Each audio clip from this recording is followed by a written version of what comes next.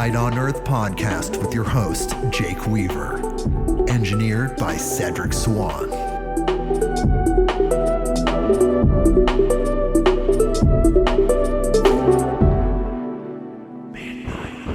Hey everybody, we're back with another episode of Midnight on Earth. I'm your host, Jake Weaver, and we're here to bring you more knowledge, more lights, and more love. Well, we're doing a tribute episode today. A great spiritual leader, influential human, and just probably all around really nice guy passed away recently. Perhaps you heard. Thich Naht Hahn passed away January 22nd of 2022, just recently. And we're going to do a tribute episode where we listen to an incredible discussion by him directly. He was a huge influence on my life, and we'll get to that.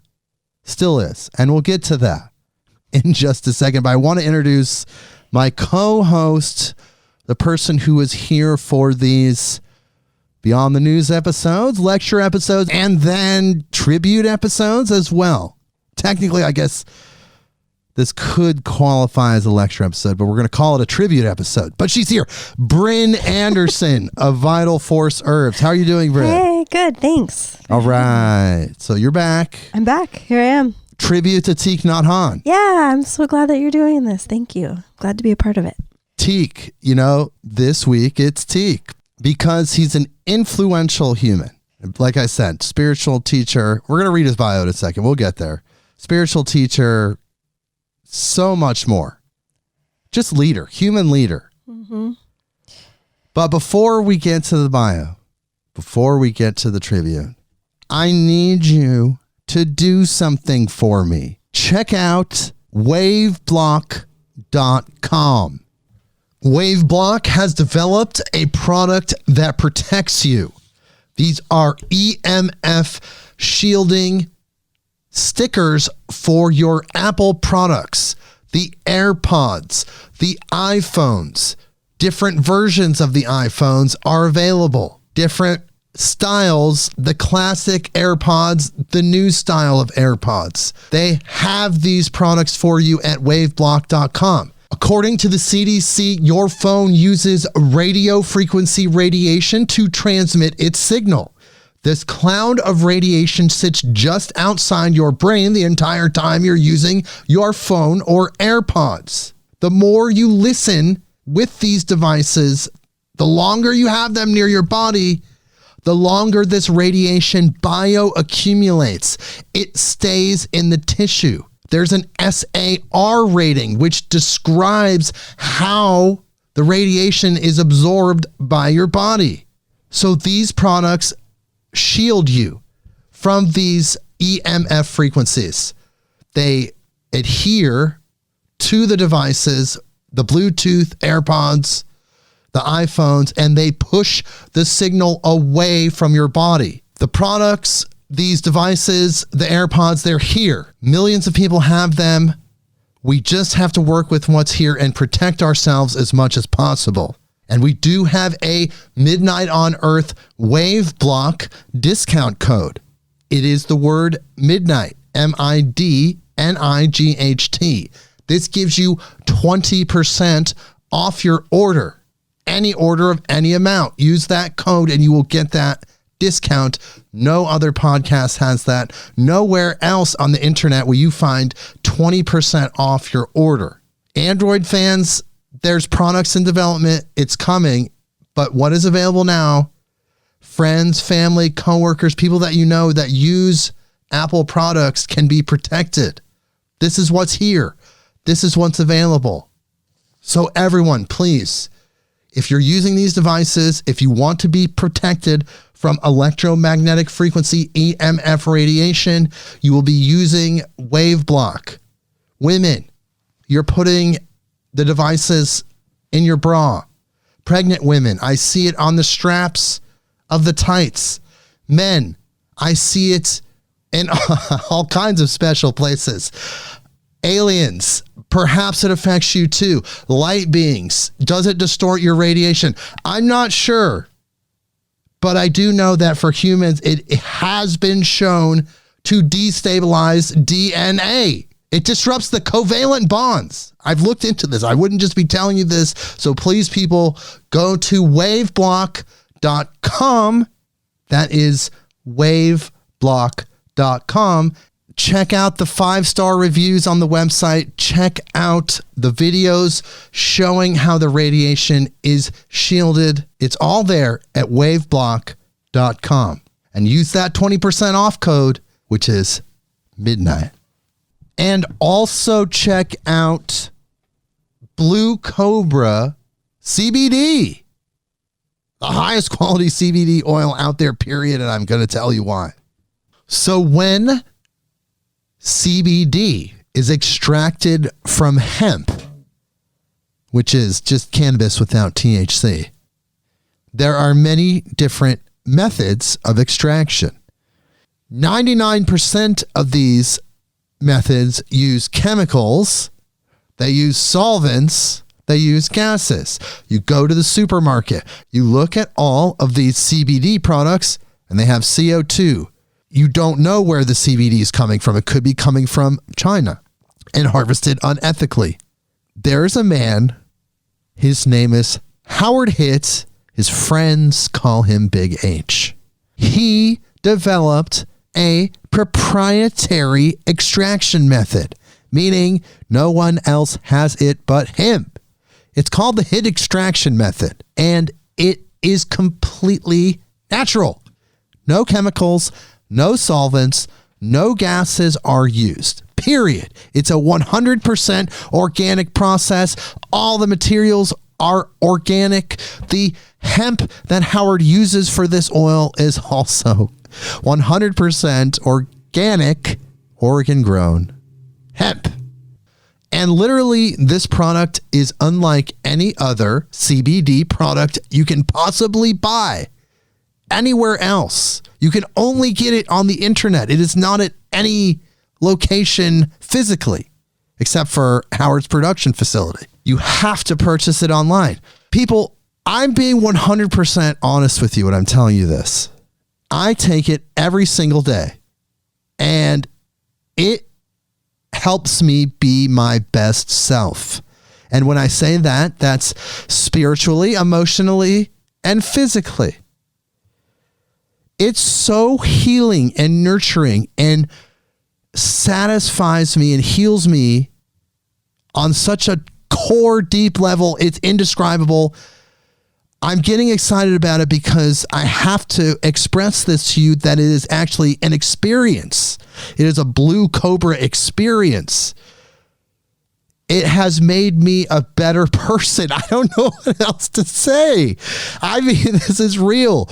Howard believes it cured his cancer. He will tell you that. I can't say that. I'm not a physician or a doctor, and I can't make those claims, but Howard will. And if you call him directly, he will tell you that. And there's the money back guarantee, full money back guarantee. You keep the purchase price money. You keep the shipping money if you had to pay it. And you also keep the product. Please give it to someone else. If you don't like it, I don't know why you wouldn't. That's crazy talk. And guess what, everyone? We have a Blue Cobra CBD Midnight on Earth discount code. It is MIDCBD. That's MIDCBD, and that gets you free shipping on any order.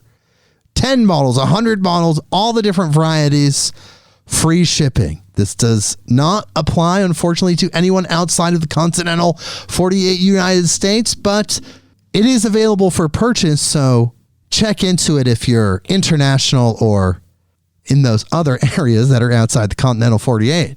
Topically, internally, you can take this. It's absolutely amazing. There's extra strength King Cobra, regular strength Little King Cobra. There's Blue Cobra for pets called Wild Thing, all available on bluecobracbd.com. And here's the thing. I can't express to you with words how unique and how powerful this product has been for me personally in my personal life as Jake Weaver. human being on earth with a role currently of podcast host, among other roles. I have been sending Howard messages daily. I have his number. We're close. We're friends. I love the guy. He's an amazing human being. Judy, his family. I'm sending him messages telling him how special this product is and how unbelievably amazing it makes me feel on every possible level. It's the absolute truth, people. So please go check it out. BlueCobraCBD.com. That is BlueCobraCBD.com. And when you're done with that, follow us on Instagram at midnight_on_earth. That's the address. Spotify, Apple Podcasts, Google Podcasts, Stitcher, all the podcast places. Follow me there. Click the button that connects us so you know exactly what is happening, when it's happening. We're also interconnected with our devices. So your device will give you some really good information about us as it happens. Speed of light, instantaneously, simultaneously, almost. Tell a friend, of course, midnightonearth.com. Okay, now we're going to go to our trivia. And I'm going to tell you a Thich story. Before I read his bio, an incredible story. It's about Jake as a child. This is long before Brynn knew me. I was a teenager. And I was a teenager looking for information, new information, spiritual information. So one day I went to Barnes & Noble, the bookstore. Actually, coincidentally, under the influence, a little stoned, I had smoked some amazing organic, hopefully, Oregon-grown cannabis. I was feeling very good, and I went into Barnes & Noble. I'm going to say this is 1996. And I was looking at spiritual books, New Age books, metaphysical books, occult books, all my favorites. And I noticed there was this huge spread of books by this guy, Thich Naht Hahn. It had all these great titles. And, as a teenager, they were like pamphlet style. So they were not as expensive or spendy, as they say in the Northwest. But because of that, it enabled me to afford it. So I bought a book. It's called Being Peace. Now I know it's a classic, but Being Peace by Thich Naht Hahn. Anyways, threw it in my car, on to the next thing. Now, flash forward months later. I have a girlfriend at the time, and I find out, and I was just a teenager. I think I was like maybe just turned 17. And I find out that this person that I'd been seeing, I guess my girlfriend at the moment, I guess you could say that, had gone out on a date with another guy. And I was really upset about that as a jealous, hormonal teenager with masculine paradigms embedded into him about specific reactions and situations to that.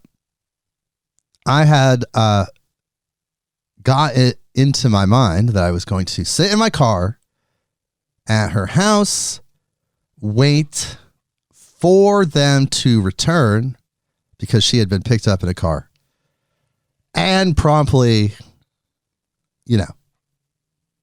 beat up the guy. I mean, I don't know what else to say. Like, physically assault the guy. I mean, I don't know.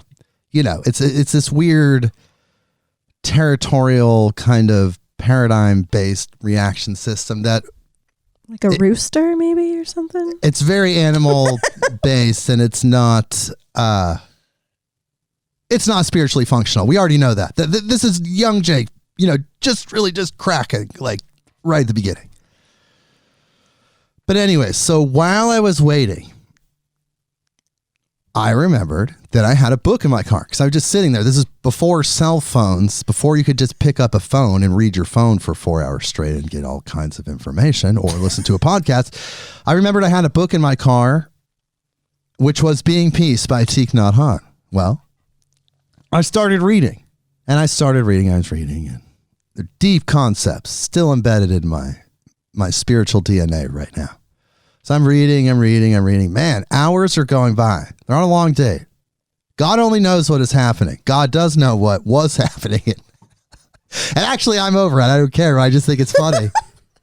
But so I'm like pretty much through the book by the time they get back. My frequency had shifted from aggression, upsetment, the potential for physical violence, to a frequency of compassion, understanding. The love frequency opened up a little bit, or a little bit more than where it was at that point. And it stuck with me forever. I think about that book constantly. I've read a lot of his other books, and but that one specifically really hit me hard. I remember giving that copy away to a friend years later. But yeah, that's my Thich story. So ever since then, and that was really early for me, ever since then, I've always been appreciative of Thich Naht Hahn. I felt like he interjected in my life at that moment to help raise my frequency and potentially keep me out of jail. Well, I was under 18, so, still big drama. Keep you out of trouble, you could big say. headache. Yeah, would not have been good. But that stuck with me. Over small And potatoes, I'm sure. there's a huge lesson in that book, that a core concept that has stuck with me for all this time. It's really just having love, compassion, and understanding. Love is just kind of like the standard. That's your foundation.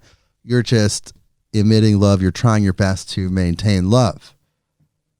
Compassion is looking at the outcome of a certain situation, a certain person's behavior, however it is, and try to disseminate, dissect, go to the root of where that person's life was to determine what led them to develop their thinking in such a way to react in the way they did. And then in that process of dissemination and dissection, you start to have compassion, because you see that you go back far enough, you keep going back. They were just this original little baby full of love, consciousness, and some would say the original Christ consciousness, Buddha nature, Krishna consciousness, that original true raw field of creation. You go back far enough and that is what is there. So you can't judge that.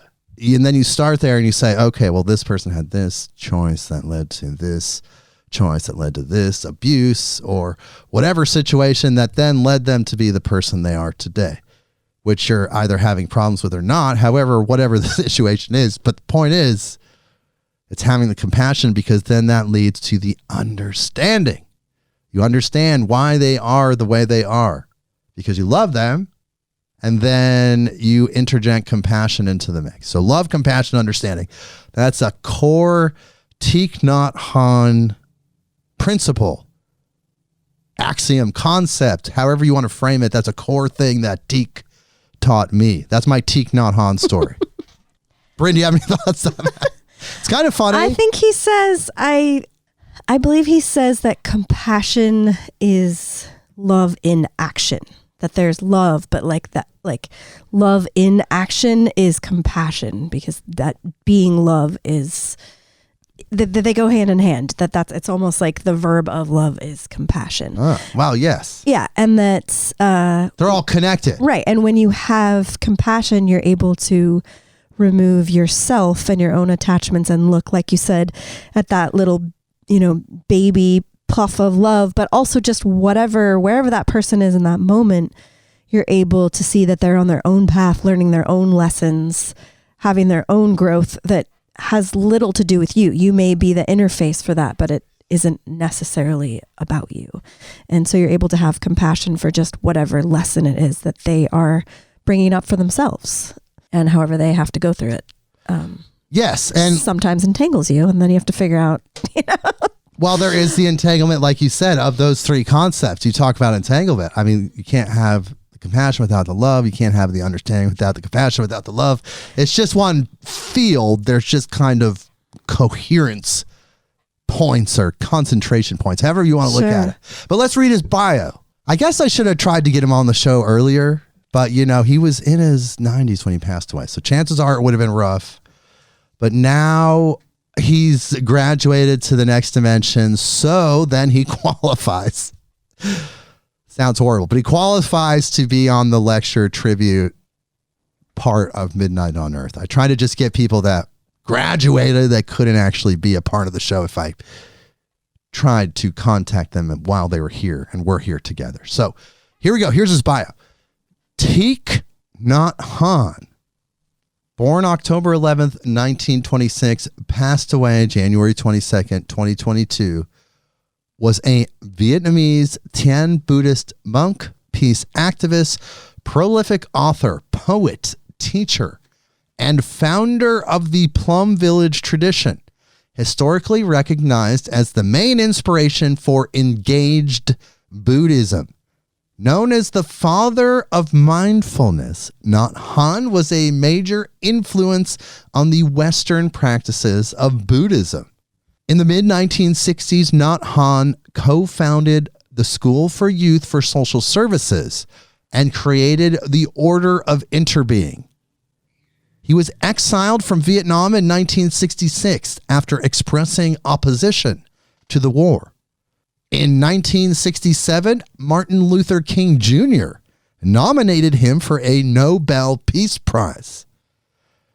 Naht Hahn established dozens of monasteries and practice centers and spent many years living at the Plum Village Monastery, which he founded in 1982 in southwest France near Thénac.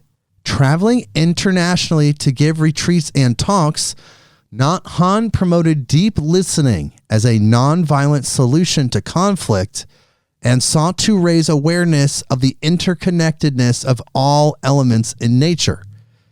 He coined the term engaged Buddhism in his book Vietnam, Lotus in a Sea of Fire. Oof. After a 39-year exile, Naht Hahn was permitted to visit Vietnam in 2005. In November 2018, he returned to Vietnam to his root temple, Hiếu Temple near Hue, where he lived until his death on January 22nd, 2022, at the age of 95. Naht Hahn has published over 130 books, including more than 100 in English, which as of January 2019 have sold over 5 million copies worldwide. His books, which cover topics including spiritual guides in Buddhist texts, teachings on mindfulness, poetry, story collections, and scholarly essays on Zen practice, have been translated into more than 40 languages as of 2022. During his long exile, Naht Han's books were often smuggled into Vietnam, where they had been banned. Again, Naht Hahn died at his residence in Hiếu Temple on January 22nd, 2022, at age 95, as a result of complications from his stroke 7 years earlier. His death was widely mourned by various Buddhist groups in and outside Vietnam, and that's why we're here too. His 5-day funeral, which began on the day of his death, had a 7-day wake that culminated with his cremation on January 29th. In a 2015 book, Naht Hahn described what he wanted for the disposition of his remains, in part to illustrate how he believes that he continues on in his teachings. And here is his great quote, a great final quote from Thich Naht Hahn himself about what to do after he dies. Here we go. I have a disciple in Vietnam who wants to build a stupa for my ashes when I die. He and others want to put a plaque with the words, "Here lies my beloved teacher." I told them not to waste the temple land. I suggested that if they still insist on building a stupa, they have the plaque say, "I am not in here." But in case people don't get it, they can add a second plaque, "I am not out there either." If still people don't understand, then you can write on the third and last plaque, I may be found in your way of breathing and walking. Wow, cool, huh? What do you think, Britt? I think that's super cool and funny. He has a great sense of humor. Yeah, and he's, he just dedicated his life to his service and wrote it out all the way to the end. And man, well, I bet he had an incredible graduation experience. He's over in the other dimension having a great time. He did. I saw some of the streams from his service, and it was beautiful and elaborate and international. Well, we're going to go into this talk, which coincidentally was on his birthday, 10/11/2012. And this is a Dharma talk that he gave called Through the Insight of Interbeing. So this is Thich Naht Hahn. We're going to listen to this Dharma talk. And as usual, as you know, with our episodes like this, we listen together. We're listening with you in real time, taking notes.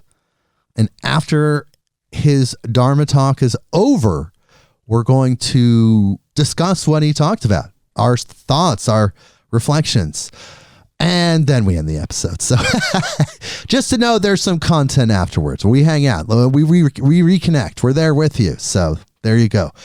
So, Brynn, are you ready for this talk, Through the Insight of Interbeing? Yes, I'm super ready. All right. All right, people. Let's buckle up. Here we go. Here is the legendary Thich Naht Hahn, now in another dimension. This is a tribute to him. We're there with him. We love him. We appreciate him. Thank you for your incredible service. Here he is, Through the Insight of Interbeing. Good morning, dear Sangha. Today is Thursday, the 11th of October, in the year 2012. And we are in the Assembly of Stars Meditation Hall, Lower Hamlet of Plum Village. This is our autumn retreat.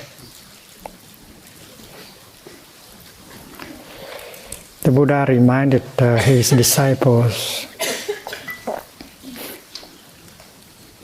that his teaching is about suffering and transformation of suffering. And he repeated that several times, because many students tend to ask him philosophical questions like, is the world finite or infinite?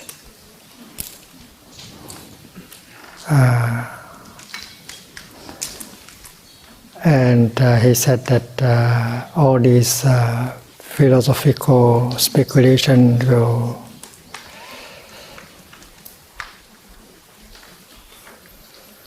will take all our time, and you don't have time left in order to practice transformation and healing. So he encouraged his disciple not to engage in philosophical speculations. And there were many questions that he refused to answer. It's not because he did not know how to answer, but he did not want to encourage his disciples in that direction.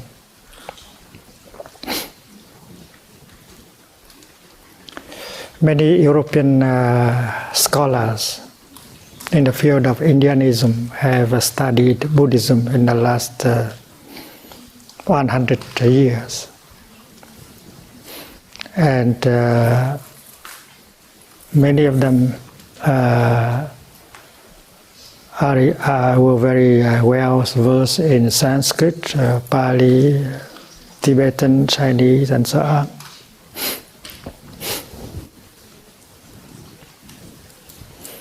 But most of them misunderstood the Buddha because they had that intention to find out what is the philosophy, the ideas of the Buddhas, in order for them to compare with the thinking, the philosophical thought of the West. They use their intellect only to study Buddhism.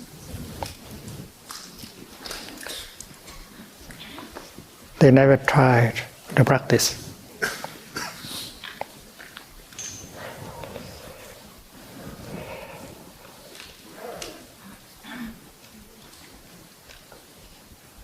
And although they know that the Buddha discouraged metaphysical speculation, but they didn't follow that advice. They didn't try mindful breathing, mindful walking, practice of mindfulness, practicing the 5 precepts, 10 precepts. They did not do these things. And if they do not do these things, how could they understand Buddhism? Because Buddhism is practical. It's not theory.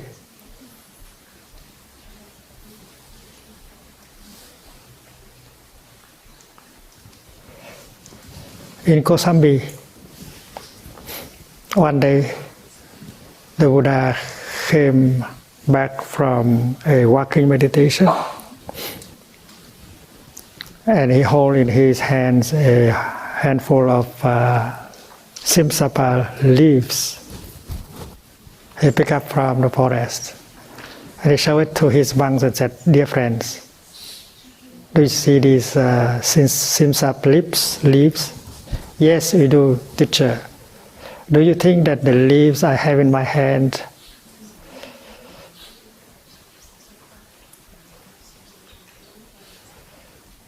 are more numerous, the leaves of simsapa in the forest?" The monk said that, "Dear teacher, well, you only have a handful of them. In the forest, there are tons and tons of leaves." The Buddha said, "That is true. I know many things, but I only teach you a few things. Because these few things are very crucial for your transformation and healing."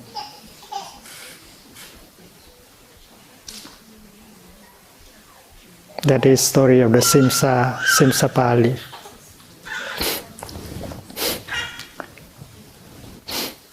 There was one time when a disciple of his, whose name is Malunkyaputta, came and asked him philosophical questions. "Teacher, you should tell me whether the world is finite or infinite. Who has created this world, and this world is going to be destroyed or not? Is the soul is the same thing with the body, or the body is something different and the soul something different? When a person dies, does he continue or does not continue, and things like that?"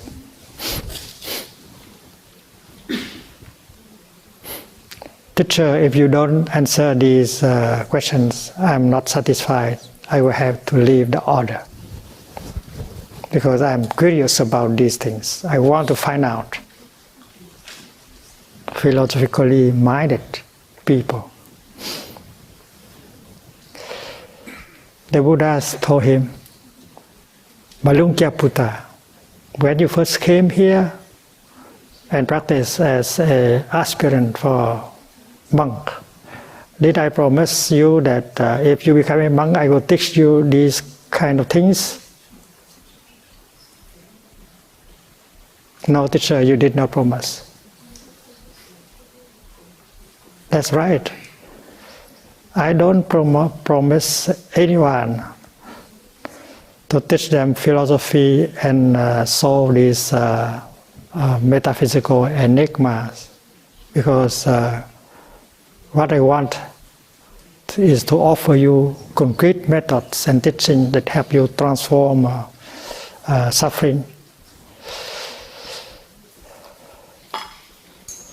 and heal."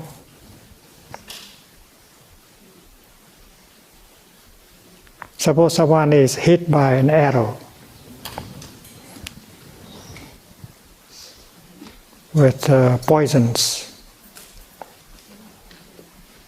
And the doctor came and said, let me pull out that arrow and try to get the blood in that space out as quickly as possible.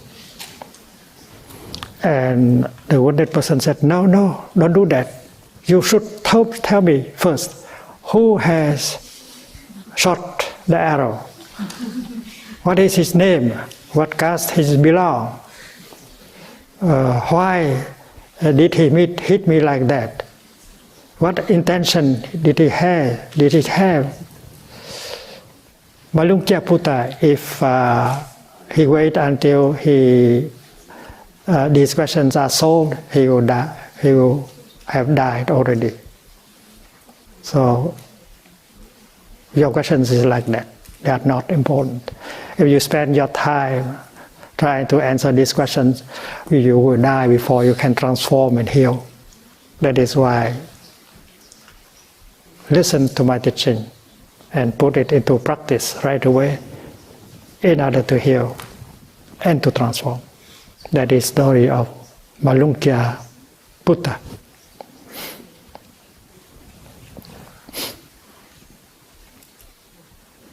And many scholars, many monks of other schools come to the Buddha and ask these questions also, and he always remained silent. Because he did not encourage people to indulge themselves into this kind of metaphysical speculation.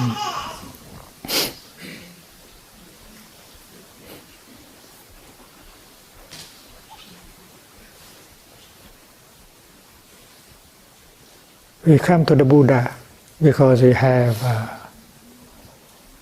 ill being in ourselves, ill being. We don't feel well in our body.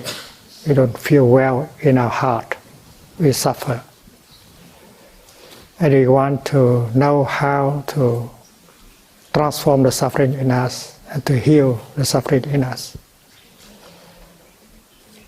And that is exactly what the Buddha wants to do, helping people to practice in order to heal and to transform. And that is why a true disciples of the Buddha should know how to handle a painful feeling, how to handle a strong emotion. They should learn that first. The question whether the world is finite or infinite is not so important.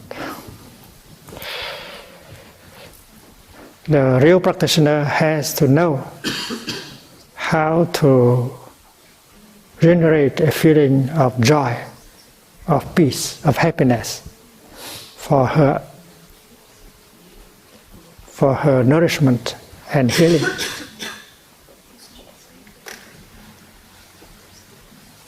And the time is for that, not to discuss about metaphysical problems. So somehow we can say that Buddhism is hostile to philosophy. But that does not mean that in Buddhism there is no philosophy. It's very deep. Because when you practice mindfulness, concentration, insight, you have a very deep view of the world. And you may express your view of the world. It's very deep. But not in terms of speculation. That is only an expression called right view. Right view.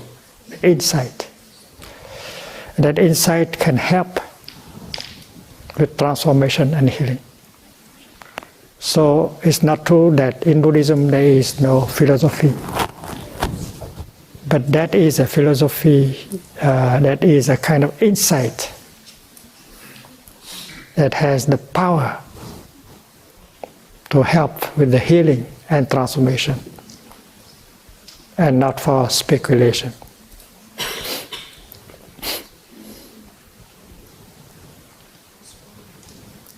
One of the insight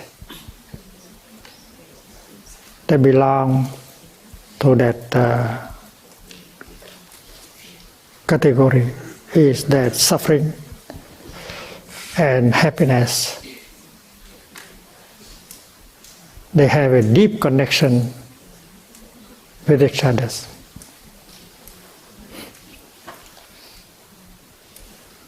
That is a deep vision, the right view, the insight that we need in order to be able truly to practice transformation and healing. And that insight is called interbeing.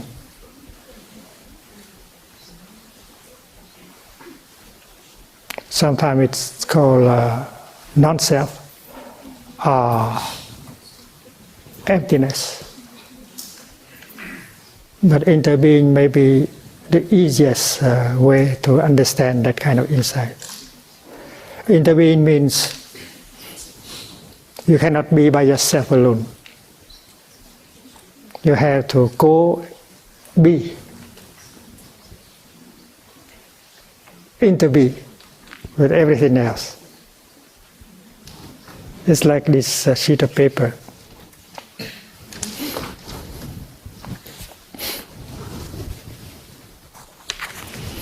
This sheet of paper cannot be by herself alone. When you look into it, you see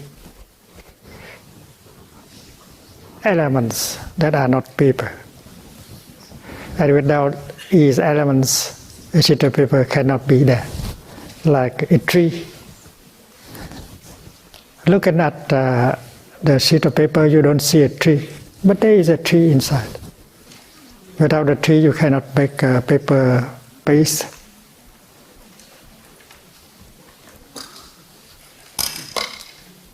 You see the paper mill, you see the forest, you see the rain that allow the trees to grow. You see the sunshine that help the trees to grow. You see the logger. You see everything in a sheet of paper. So this paper, without these non-paper elements, can never be there. So the paper cannot be by itself alone. It has to interbe with the tree, with the sunshine, with the cloud, with the rain, and so on. That's called interbeing.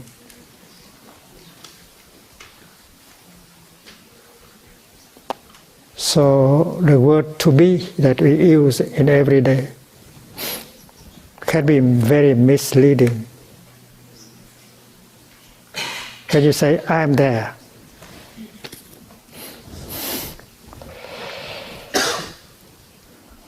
You think that you are there, but you cannot be there without us, without the trees, without the air, without the sunshine.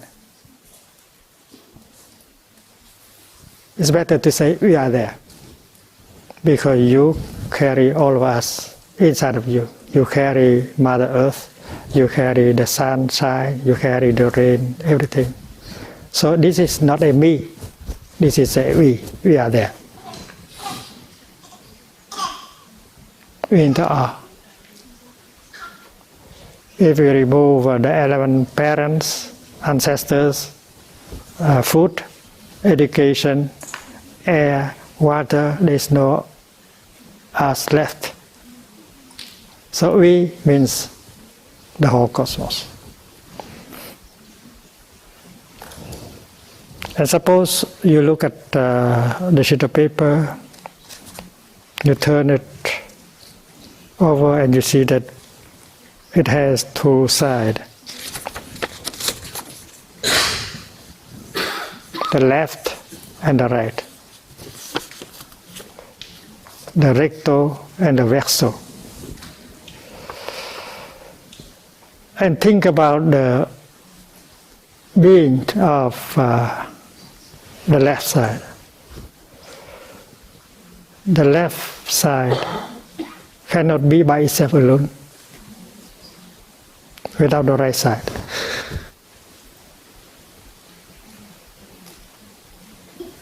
The left cannot be by itself alone. The left has to interbe at the same time with the right. You cannot take the left out of the right. I cannot ask you to come and bring the left to Paris, and I cannot ask her to come and bring the right to Rome, because the left and the right, they cannot be by itself. So the left is, that's not correct. The left cannot be by itself. The left must interbe with the right. Wherever the left is, the right is also. So if politically you are on the left, don't wish for the right to disappear. Because if the right disappears, the left disappears at the same time. That is the teaching of interbeing. That is a kind of philosophy, but not for the sake of speculation. This is a seen by deep observation, by meditation. And in this case, we know that suffering and happiness, they are the same. One cannot be with the other.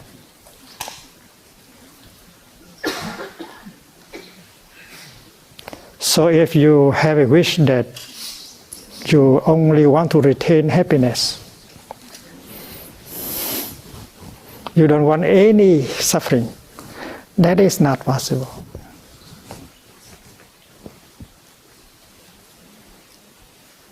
And our idea of paradise, our idea of the kingdom of God is very naive. We think over there, up there, there is no suffering. There's only happiness. It's like, well, there is a sheet of paper that has only the right side, no left side. It's not possible. It is with suffering, the element of suffering, that we can make happiness. It is like the mud and the lotus. And if you have it inside, and then looking into the lotus flower, you see the bud inside. Like when you look at the sheet of paper, you see the tree inside.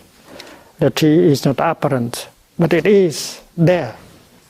If you remove the tree from the paper collapses. That's interbeing.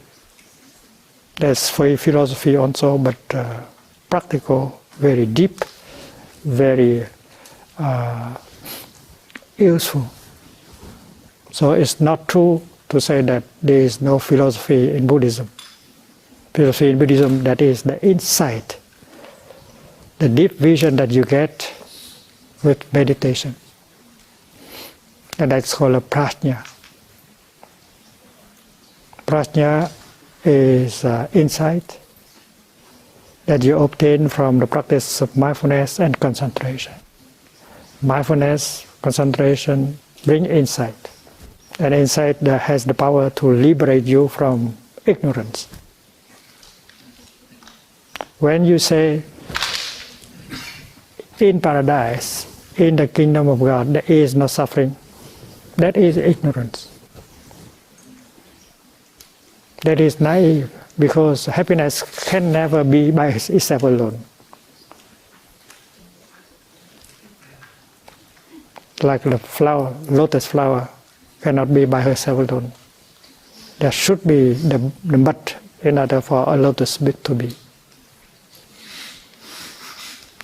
So I have a better definition of paradise, of the kingdom of God. In Buddhism, we don't speak of God and the kingdom of God. That does not mean that we deny God, we deny the kingdom of God. In Buddhism, we speak of the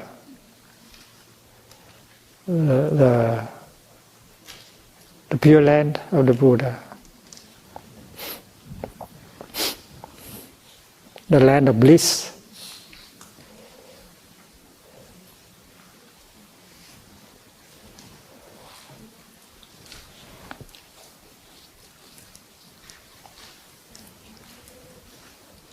We know that true happiness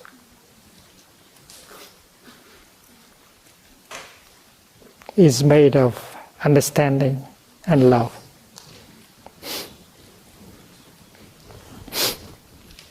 Imagine a person who does not have understanding. He does not understand anything. How can he love? When you don't understand yourself, when you don't understand the other person, how can you love yourself and to love him or her?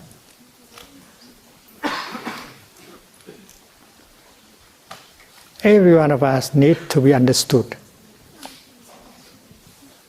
There are those of us who complain that no one in this world understands him or her. Very lonely. So if we have a chance to meet a person who can understand you deeply, you are a lucky person. And you feel grateful to him or to her because that is a person who has the capacity to understand you.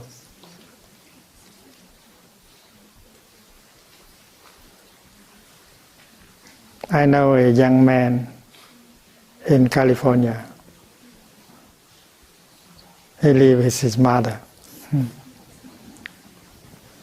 He graduated from a very famous university, very intelligent, very handsome, has a good job, good salary. He had so many girlfriends, many of them very pretty. And his mother observed and he saw him especially interested in one of these girlfriends. But for her, that is not the most beautiful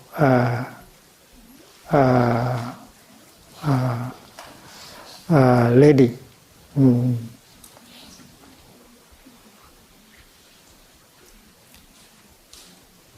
And he spent time more with her. And he seemed to be appreciating her very much. And her mother was surprised that young lady, she's not the best, judging on the aspect of beauty and so. So one day he could not resist. He said, "My son, I see that you have so many pretty friends, but why are you interested only in that one? That one, to me, is not the best." And the young man, in the first, the young man did not know how to answer. And when she asked it for the second time, he found the answer. He said, "Mother, because she understands me."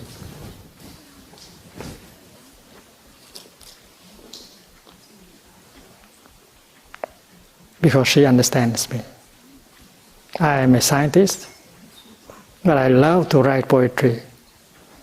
But when I read my poetry, all the other girl did not seem to be interested very much, but she listened very deeply, and she know how to appreciate my poetry. And when I say something, she listened with all her attention. I say one thing, she understands two things.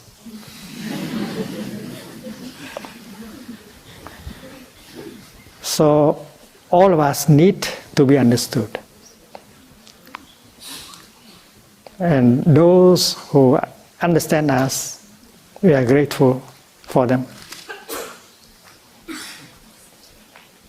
Especially when someone understands your suffering. Every one of us has suffering inside. And if someone understands, recognize suffering in us, and know how to help us to suffer less, we are very, very grateful to him or to her. We feel being loved by that person.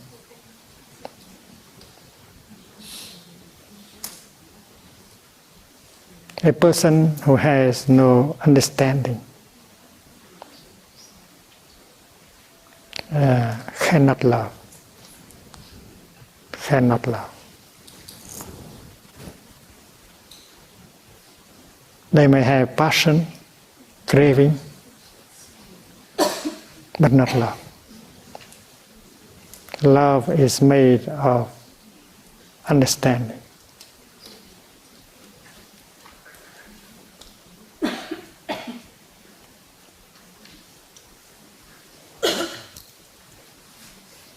So if in the world you have one person who can understand you, especially your suffering, your difficulties, your despair, and then you are a very lucky person already. There are those of us who go and search for such a person, but never met.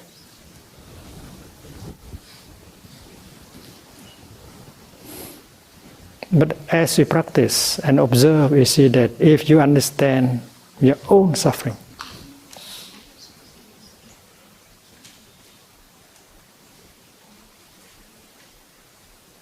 if you look at your suffering, if you know how to hold your suffering and listen to it and look deeply into it, you'll find out the roots, the nature of your suffering. And that kind of understanding brings you relief right away.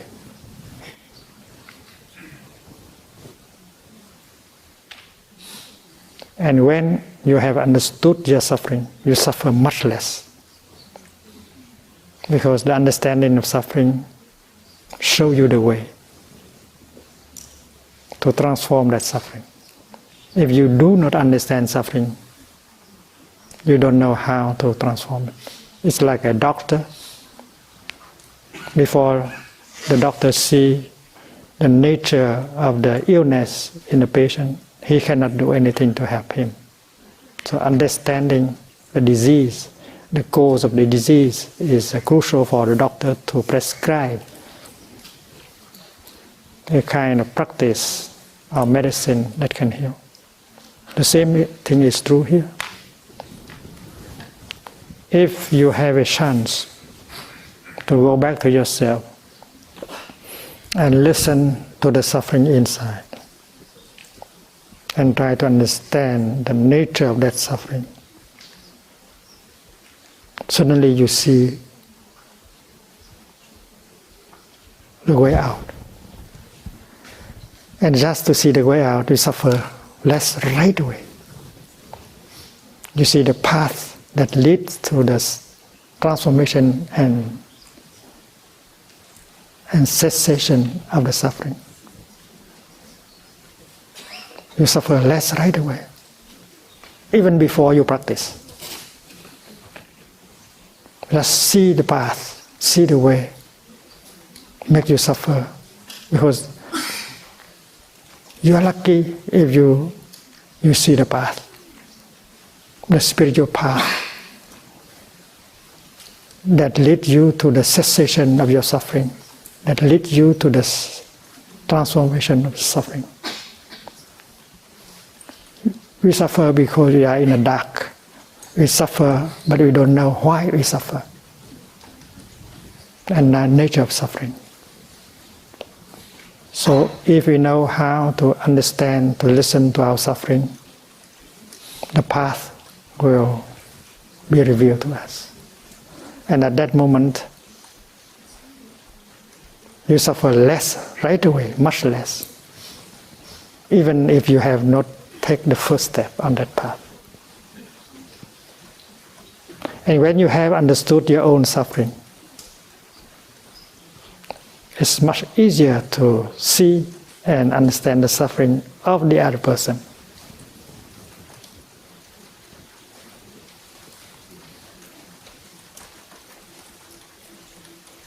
It means that before you can understand someone else, you have to understand yourself. That insight is not confined to Buddhism, to the Buddha. Many sages, many wise people in the world know that. Connect to Atman. Understand yourself. Understand yourself. First of all, understand your suffering. Because your suffering carries within it, the suffering of your father. Your suffering is also the suffering of your father. Your father had that suffering, but he did not know how to transform it, so he transmitted it to you. Your suffering carries within itself the suffering of your mother, of your ancestors. So understand your own suffering, you understand the suffering of your father, your mother, and your ancestors. That is the teaching of the Buddha. And your suffering also reflects the suffering of your partner, of the world. So understanding suffering is the first step. And that is why the first Dharma talk given by the Buddha is about the Four Noble Truths. The first one is suffering. And the second one is the nature, the roots of our suffering. It's very practical. Right away in the first Dharma talk. Dukkha is suffering. Dukkha is ill being.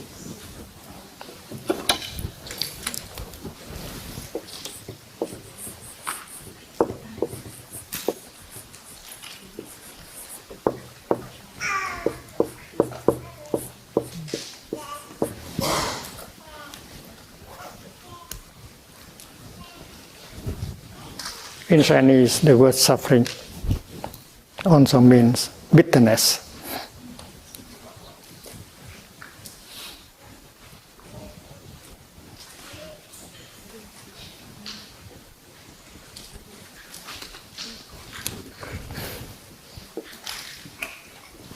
And the second noble truth is the making of suffering. How suffering has come to be.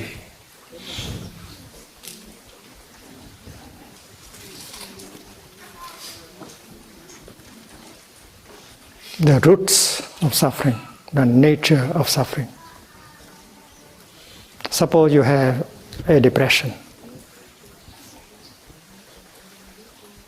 A depression is the first noble truth. If you have a depression, you should recognize that there is a depression. You cannot say, I do not have a depression, when you do have a depression. When you have an illness, you have ill being suffering in you, the first thing you should do is to recognize, to admit that you have the suffering. You have to know that I have a depression. A depression has come to be in me. So accepting the first truth is the first step.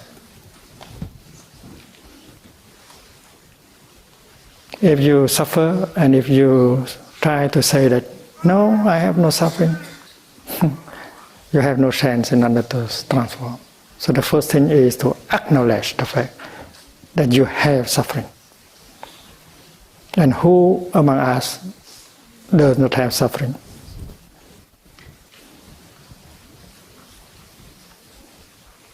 So you have to confirm the existence, the presence of suffering in us. Suppose there is a depression, we have to say, there is a depression. A depression has come to settle in me. That's the first step of the practice.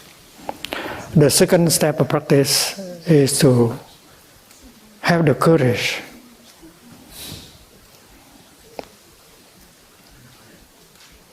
to look, to listen, to embrace it.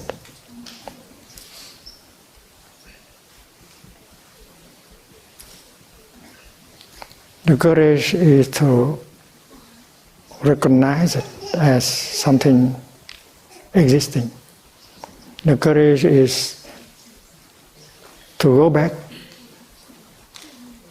to it and take care of it and listen to it and embrace it in order to understand the nature of that suffering. Because everything has causes. What has come to be should have been brought by something. So looking deeply into the nature of the depression, we see the roots, the cause, the kind of nutriment that he have used in order to feed, to nourish our depression. The Buddha said this, nothing can survive without food. It's very clear. Your happiness, your love needs food in order to survive. Your love might be beautiful, but if you don't know how to feed it, it will die. It may last 6 months or 1 year, and then it turns to be something else. So love needs food in order to survive.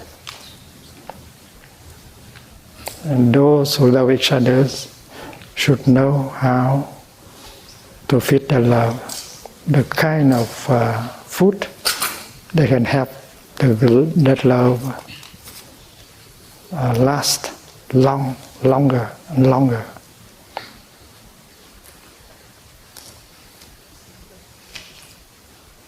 A thought that you produce, a word that you say, an action that you do, may be the kind of nutriment in order to help your love grow and last, or may cause your love to get thinner,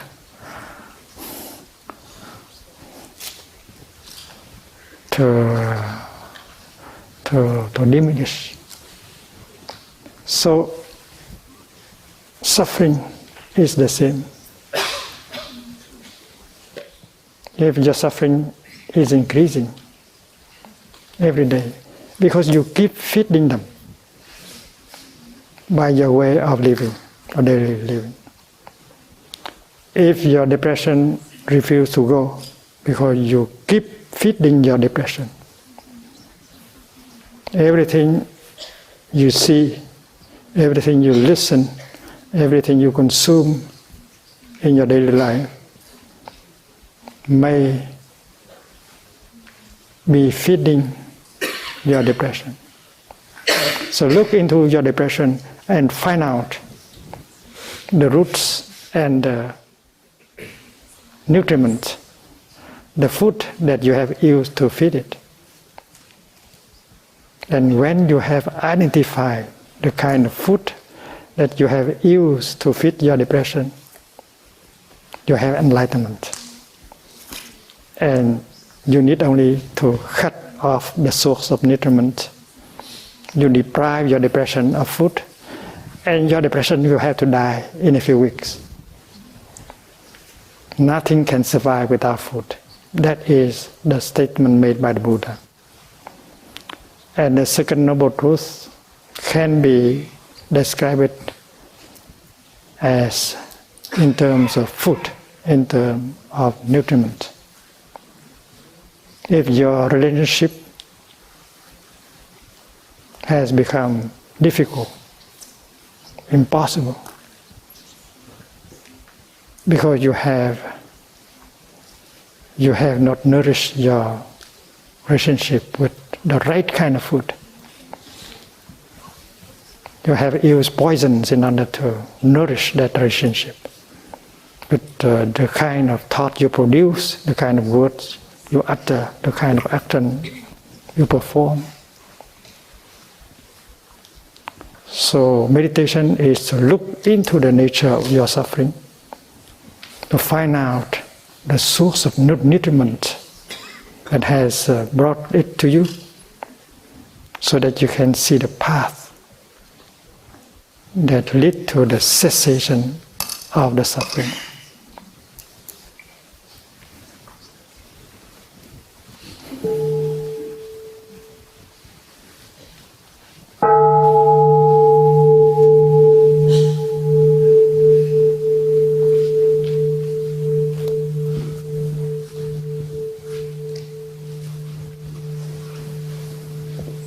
So this is the roots of ill-being.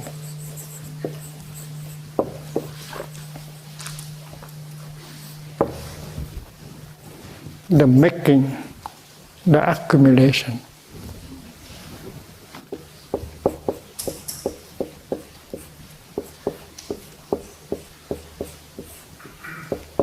The making of suffering.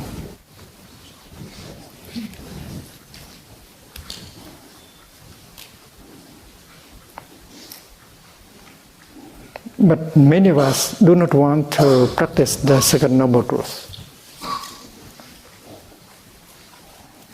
We think that we don't like to do so.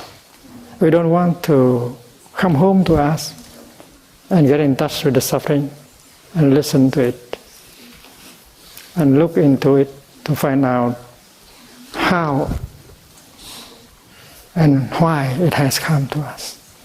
Because we don't think that it as something pleasant. So most of us do the opposite. We try to run away from our suffering. We make it sound like we don't suffer. And you try to run away. You don't want to go home and encounter the suffering inside. Because you are afraid that if you come home and touch the suffering, it will overwhelm you. And that is why most of us in society try to run away.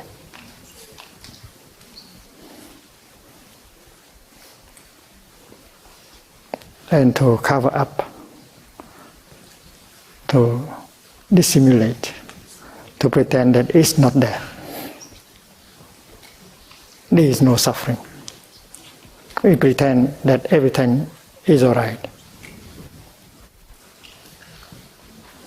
We try to deceive us, and we try to deceive other people. That we are okay, there is nothing wrong in us. But in fact, there may be a very deep block of suffering inside. So the Buddha recommends that we should not practice that. Because many of us try to cover up the suffering by the way of consumption. If you turn on the television It's not exactly because there is an interesting program that you can watch and you can enjoy, you can learn. Sometimes the TV program is not good at all, and yet you don't have the courage to turn it off, because if you turn it off, you have to go back to yourself. And many of us who are not hungry, who do not have the need to eat, and yet we go and open the refrigerator and take out something to eat. We eat not because you are hungry. We eat because we want to use the eating and not to forget that something is painful here.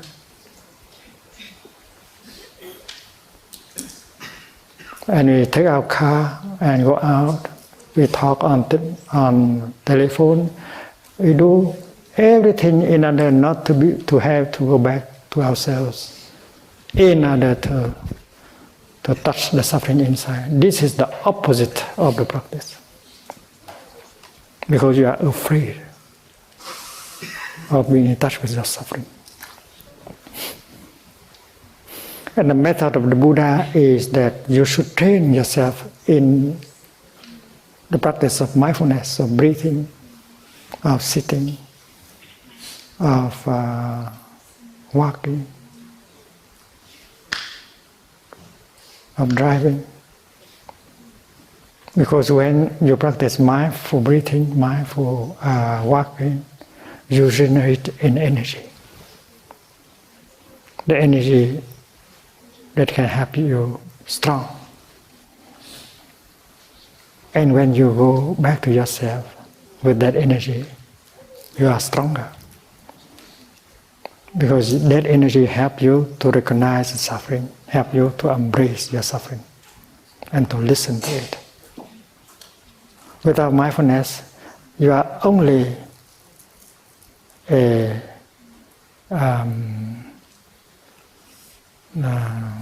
passive. You are only a passive entity.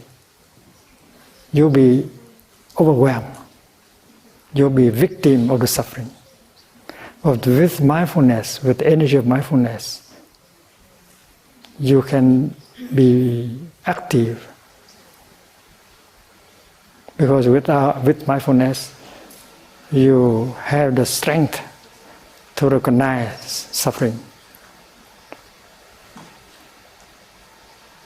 Hello there, my despair. I know you are there. I will take care of you. I am back for you. I am here for you. That is the voice of mindfulness. Hello there, I know you are there. Hello, my little anger, my little despair, I know you are there.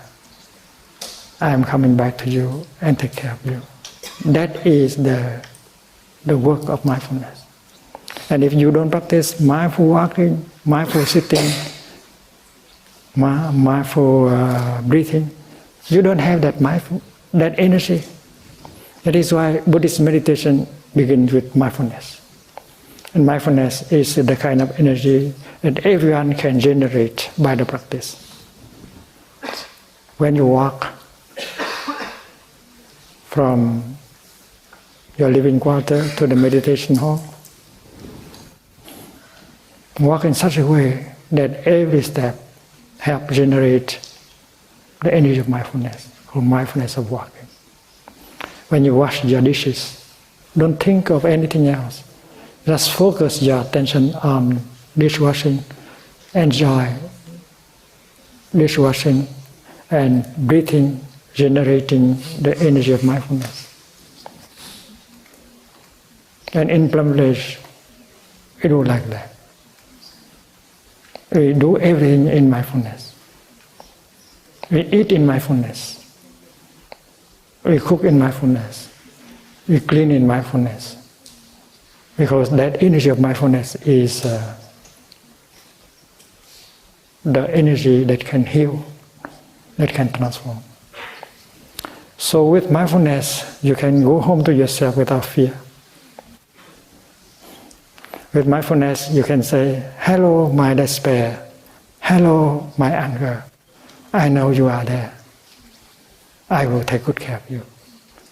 And with that same energy of mindfulness, you can embrace tenderly your pain, your sorrow, and listen to it. It's like a mother holding her ailing baby and listen to the baby, why the baby suffer like that. So your suffering is your baby.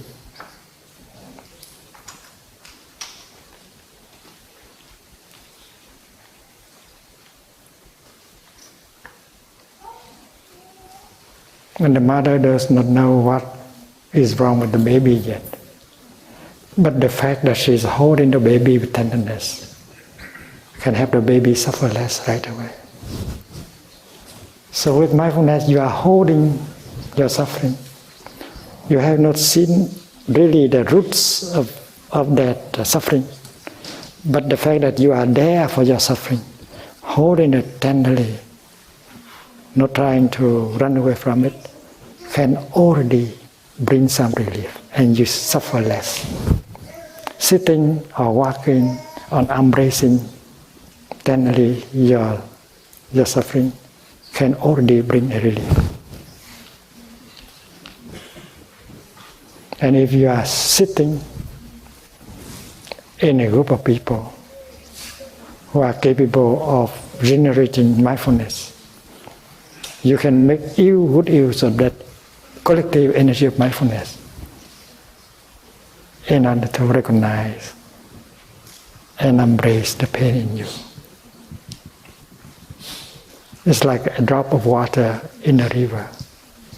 She allows the whole river to embrace her, to carry her, to guide her. So sitting in a Sangha, in a group of brothers and sisters in the practice, you say, dear brothers and sisters, here is my pain, here is my despair. Help me embrace this, because I am only a beginner in the practice. So you open your heart and allow the collective energy of the Sangha to recognize and embrace your pain. And if you do that in a few minutes, you suffer less. You get a relief. And that is what we call taking refuge in the Sangha. Trust the Sangha, like a drop of water, trusting the river. It's easier to practice with a community. Community is a jewel, one of the three jewels. Buddha is a jewel, Dharma is a jewel, Sangha is a jewel. And Sangha is very concrete. The Sangha is made of practitioners. Members of the Sangha are capable of generating mindfulness, concentration, and insight. So Sangha is carrying also the Dharma.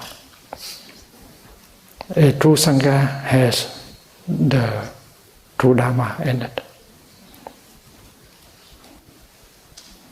And where there is the Dharma, the Buddha is there also.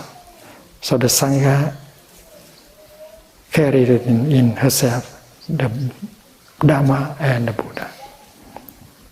Don't look for the Buddha in the temple or in the sky. The Buddha is in the Sangha actually. Because the Sangha knows how to generate mindfulness, concentration, and insight. A Buddha is someone inhabited by these kind of energies. And we are all capable of generating these three kinds of energies. We are a Buddha to be.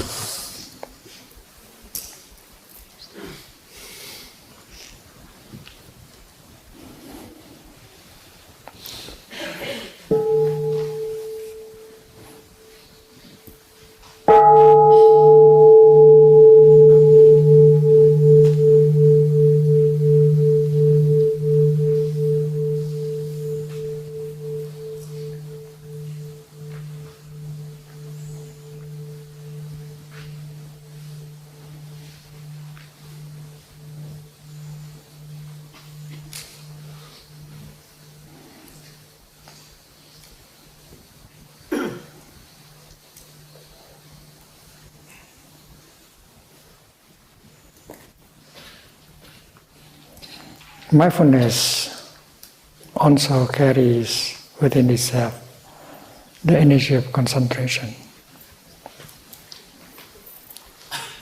Together, mindfulness and concentration can bring insight that has the power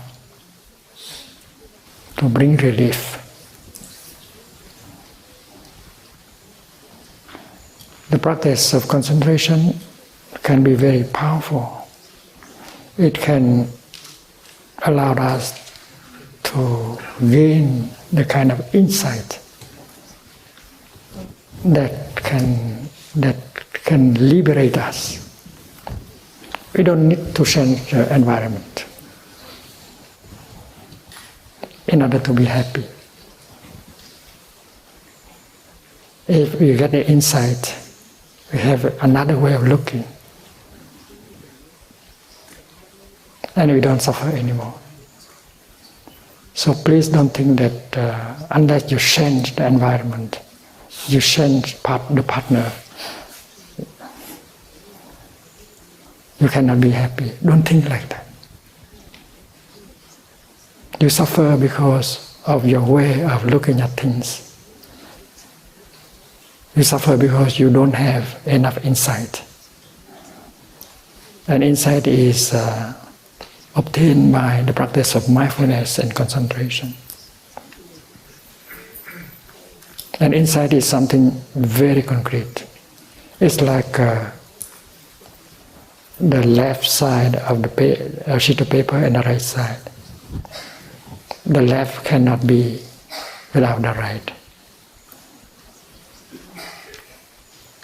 If you think that happiness is an individual matter, you are wrong. The father cannot be truly happy if the son suffers deeply. The son cannot look for individual happiness when his father suffers deeply. So happiness is not an individual thing. If you can make your father suffer less, you suffer less. So that is the insight of interbeing. The insight of interbeing is that you are in your father, and your father is in you. And there are young people who are so angry at their father, and who say, I don't want to have anything to do with that person, namely their father. It's nonsense. Because looking into the son, you see the father. His father is there in every cell of his body. And how he can say, I don't want to have anything to do with him anymore. You cannot take your father out of you. It's like you cannot take the tree out of the sheet of paper.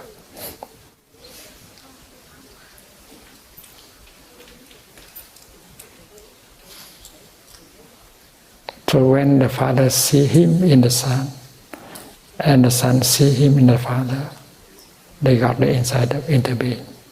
They know that making each other suffer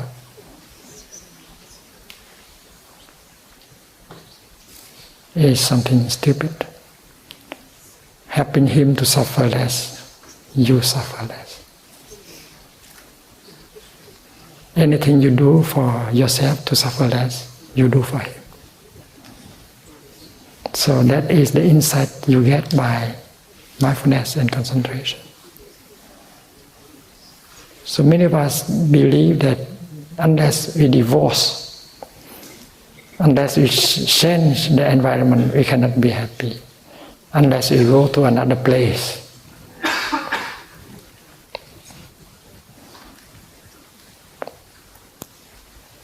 We cannot be happy. In this teaching, you only need to change your way of seeing things by getting the insight. And when you get an insight, you don't suffer anymore. This is salvation, not by grace, but by insight.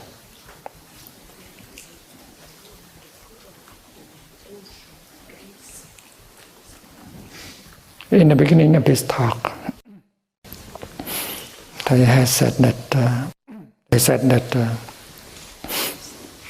when you have understood your own suffering and suffer less, you are capable of seeing the suffering in the other person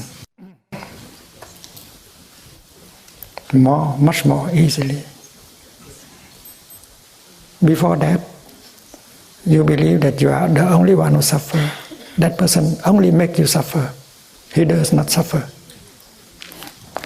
But now, since you have mindfulness and concentration that help you to understand your own suffering, you know that suffering is made mainly by ourselves.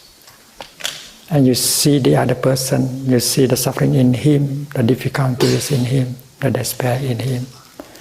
You see that that person has so much suffering in him, and he does not know how to handle the suffering, transform the suffering, so he continues to be victim of that suffering. And since he does not know how to handle suffering, he continues to suffer, and he continues to make people around him suffer. His suffering is spilling over around him. He is the first victim of his suffering, and you are only a second victim. And maybe he did not want you to suffer. It's not intention to make you suffer, because he does not know how to handle suffering. And that is why you have to suffer with him. So that is the kind of insight you get when you look at the other person. And when you have seen that the person has a lot of suffering, difficulties, unable to handle the suffering and difficulties, you know that that person needs help and does not need punishment. And you may think that you can help him or her. You want to say something or to do something to help him suffer less. It means that you have understood, and the understanding has given rise to compassion. So the same person,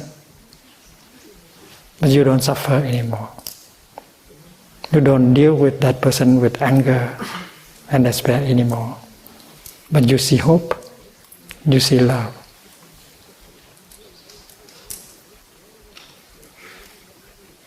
You think that if you divorce and then the problem will no longer be there. That's not true. You have been with him or with her quite a few years already. And now he is in you. Even if the paper has been signed, you cannot get him out of you. He will be with you for all your life. She will be with you for all her life. So the only way is to practice in order to transform you and transform him in you. And if you are transformed, if you get light, liberated, you can help the other person transform and get light. And you don't have to change anything. You don't have to change partner. You don't have to change environment. You have to change your way of looking at things. And you do that only when you have insight. And insight is got by the practice of mindfulness, concentration.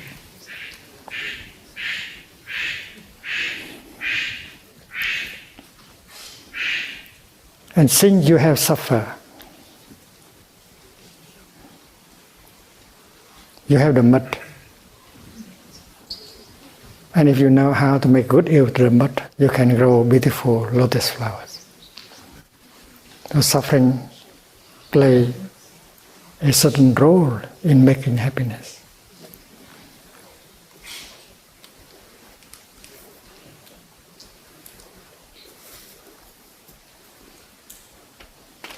If there is no suffering, how can understanding arise? And how can compassion arise? And understanding and compassion are the foundation of happiness.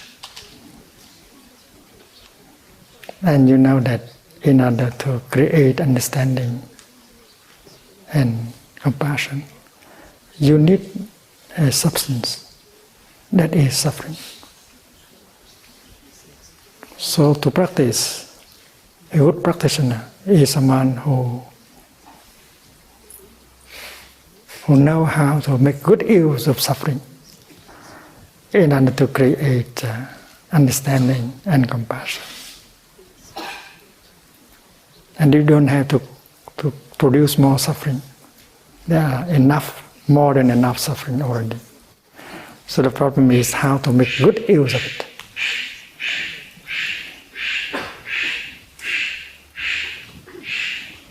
She agrees with me.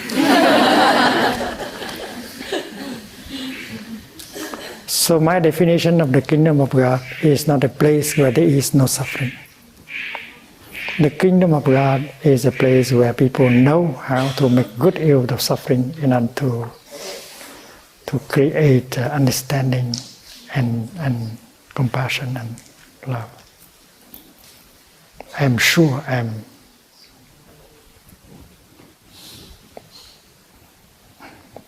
more than convinced. I see very clearly that there is suffering in the kingdom of God. If there is no suffering, you have no way to create understanding and compassion. Suffering is very useful. And we can speak about the goodness of suffering. Le bienfait de la souffrance.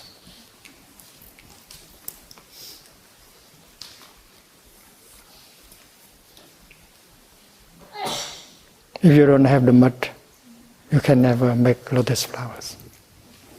If you have no suffering, you can never create happiness and joy. And that is the insight of interbeing. So in the beginning of the talk, I said that a good practitioner is someone who knows how to generate joy and happiness, and someone who knows how to handle and transform suffering. And these two things together go together. And this practice helps the other practice. If you know how to handle suffering, it's easier for you to produce joy and happiness. If you know how to produce joy and happiness, it's easier for you to handle suffering.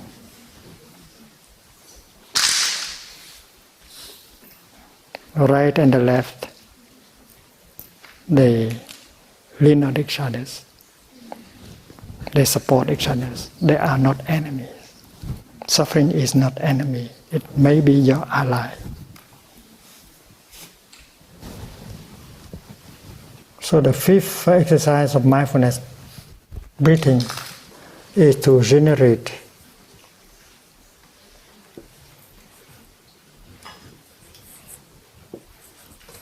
joy. The sixth is to generate happiness.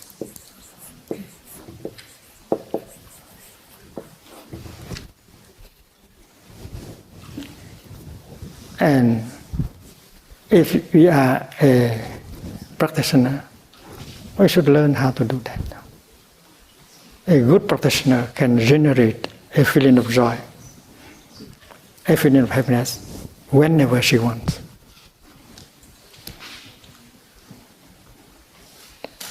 for them and for the other person. But the how is very clear. The practice of mindfulness helps us to bring our mind home to our body. Remember the last Dharma Talk? And when mind and body are together, you are fully present in the here and the now. In our daily life, your mind and your body are very often apart. Remember the computer. You spend 2 hours with your computer. You left your body. You forget that you have a body.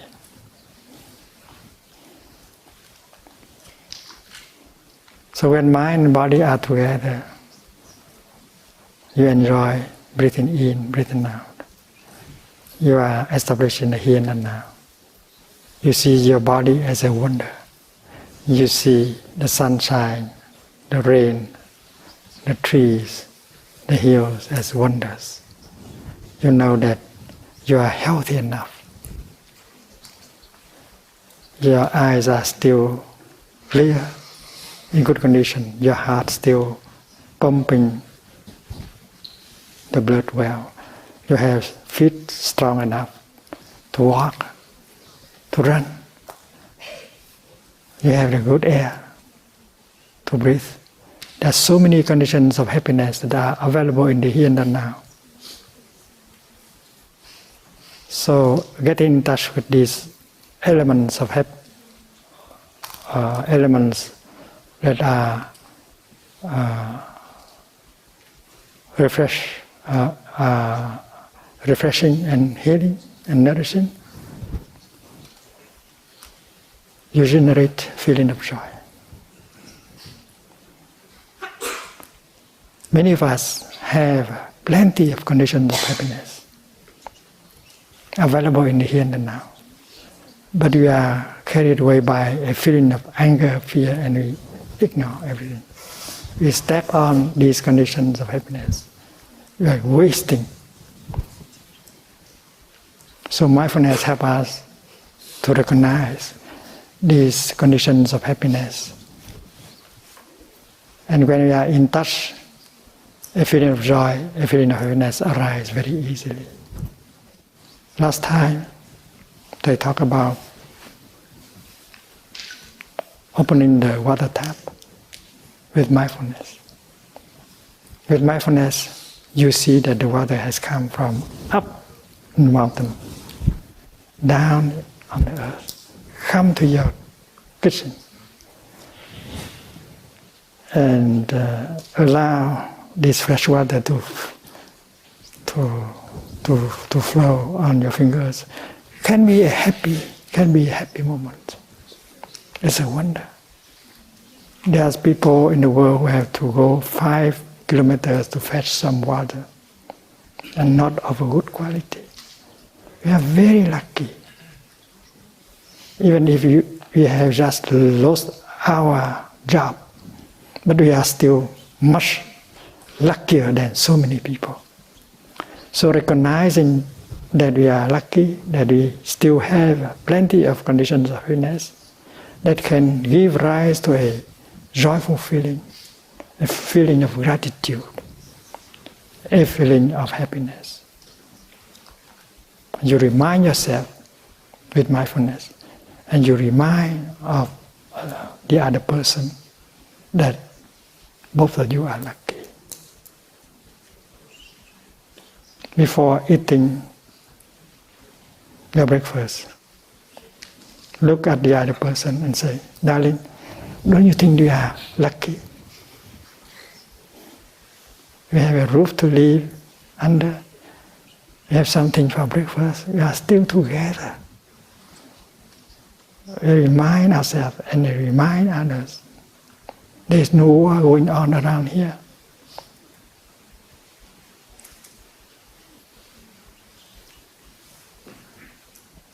And if you have suffered in the past, bring that suffering back into the present moment in order to compare. And against the background of suffering, happiness will stand out very clearly. You know that during the war in Vietnam,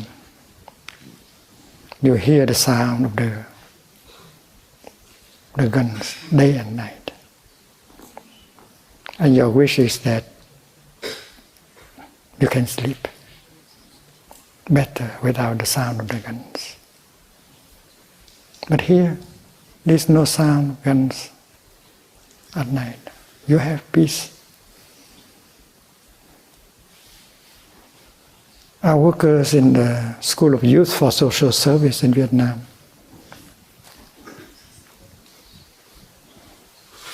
young monks and nuns and lay people, we have rebuilt many villages that have been destroyed by the bombing.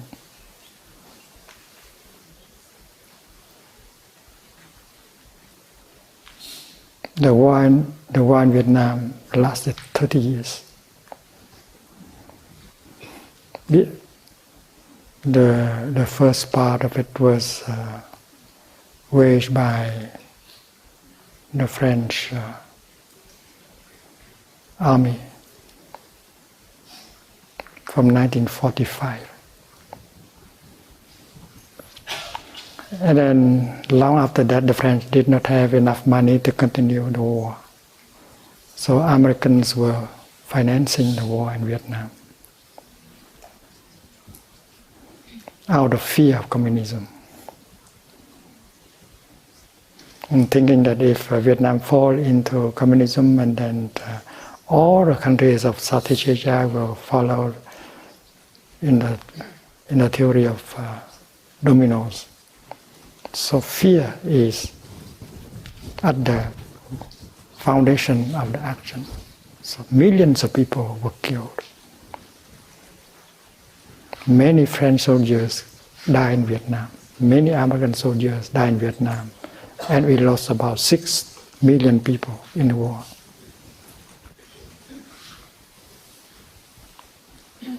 And our social workers work in that difficult situation.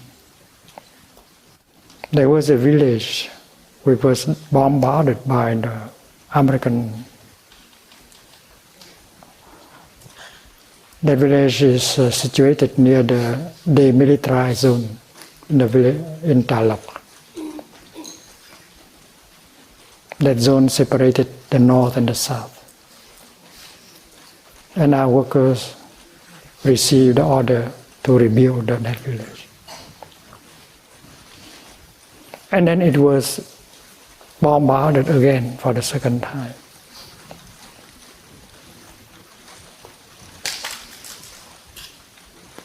And local workers, monks, nuns, and others asked whether they should rebuild the village of Thénac. We said, yes, we have to rebuild.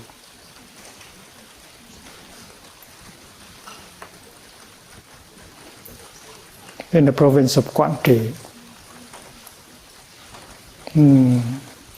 near the 17th parallel, Thénac.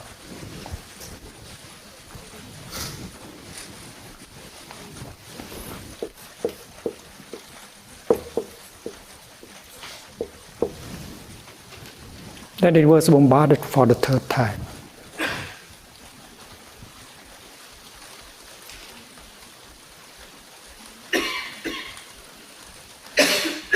Then we met at the headquarters of the School of Youth for Social Service.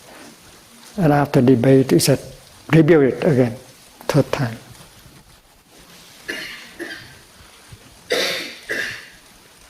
And it was bombarded again for the fourth time.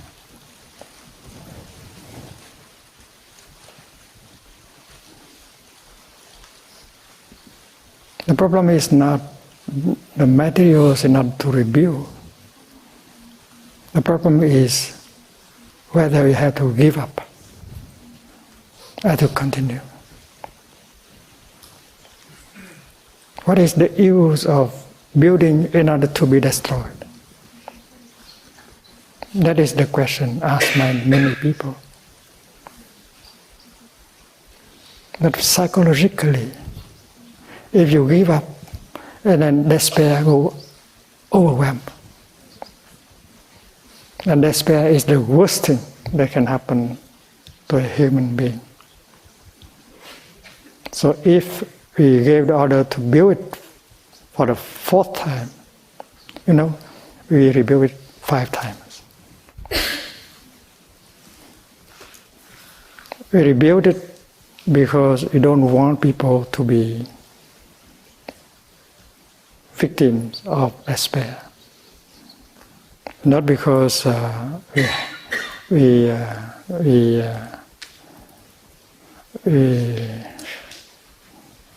have enough materials and money in order to do that.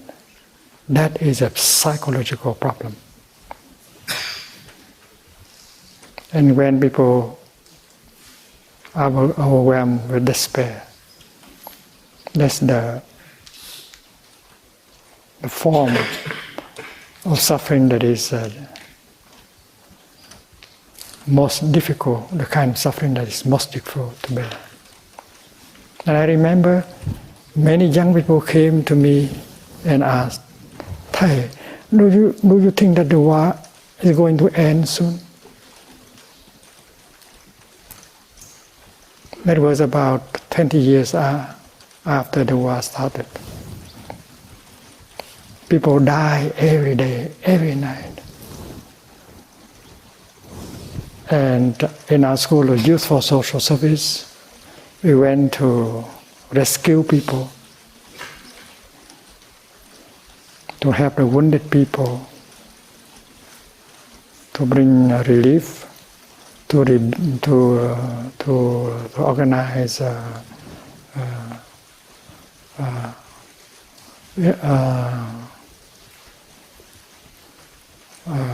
refugee camps, war refugees camp. And many of us, including monastics, died during the operation.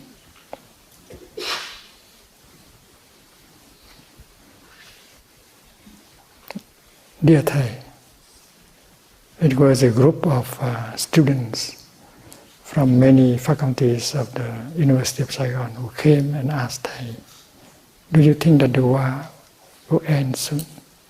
There is any hope?" More than 20 years already. It's a very difficult question to answer. Thầy did not see any hope.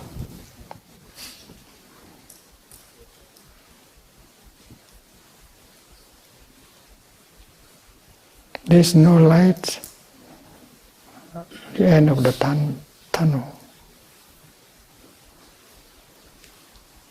But how can they say there is no hope? They will destroy them. That will crush them, the young people. So after having breathed in and out a few times, then they said, "My dear friends," the Buddha said, "everything is impermanent. The war also should be impermanent. The war has to end someday. So let us continue."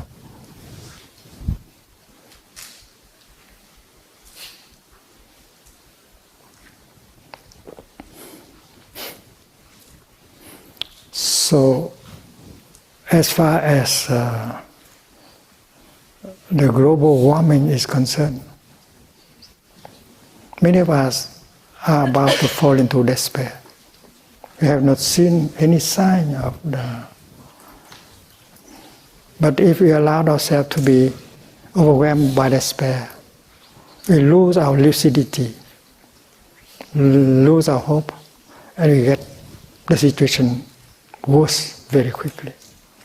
That's why we have to practice in order to get that kind of insight that can help us prevent despair to descend, to allow us to continue with clarity and non-fear.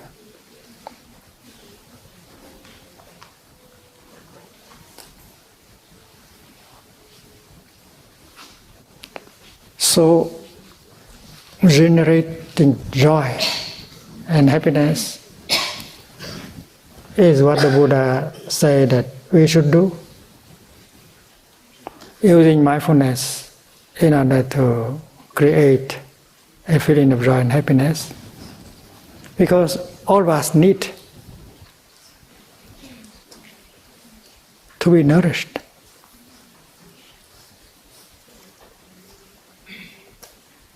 And joy and happiness can be possible in a difficult situation also.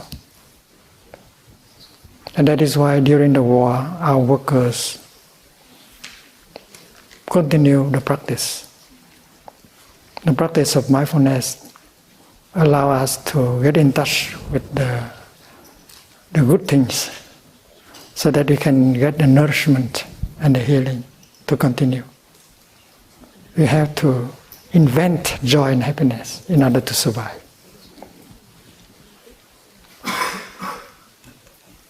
Suppose you have a beautiful garden. When you have 30 beautiful trees,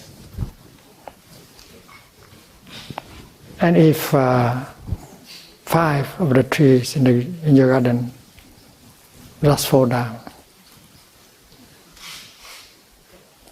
very beautiful trees,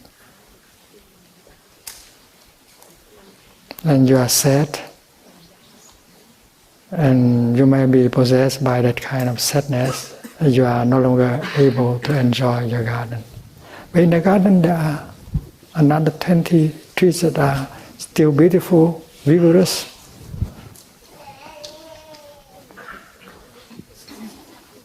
So it's not because a number of trees have died that you stop enjoying the trees. So suffering and happiness happen at the same time in every one of us. Not because we have some suffering that we do not have the capacity to enjoy the other part that is non-suffering. And that is why even in the most desperate situation, you have to preserve yourself by generating moments of joy and happiness together.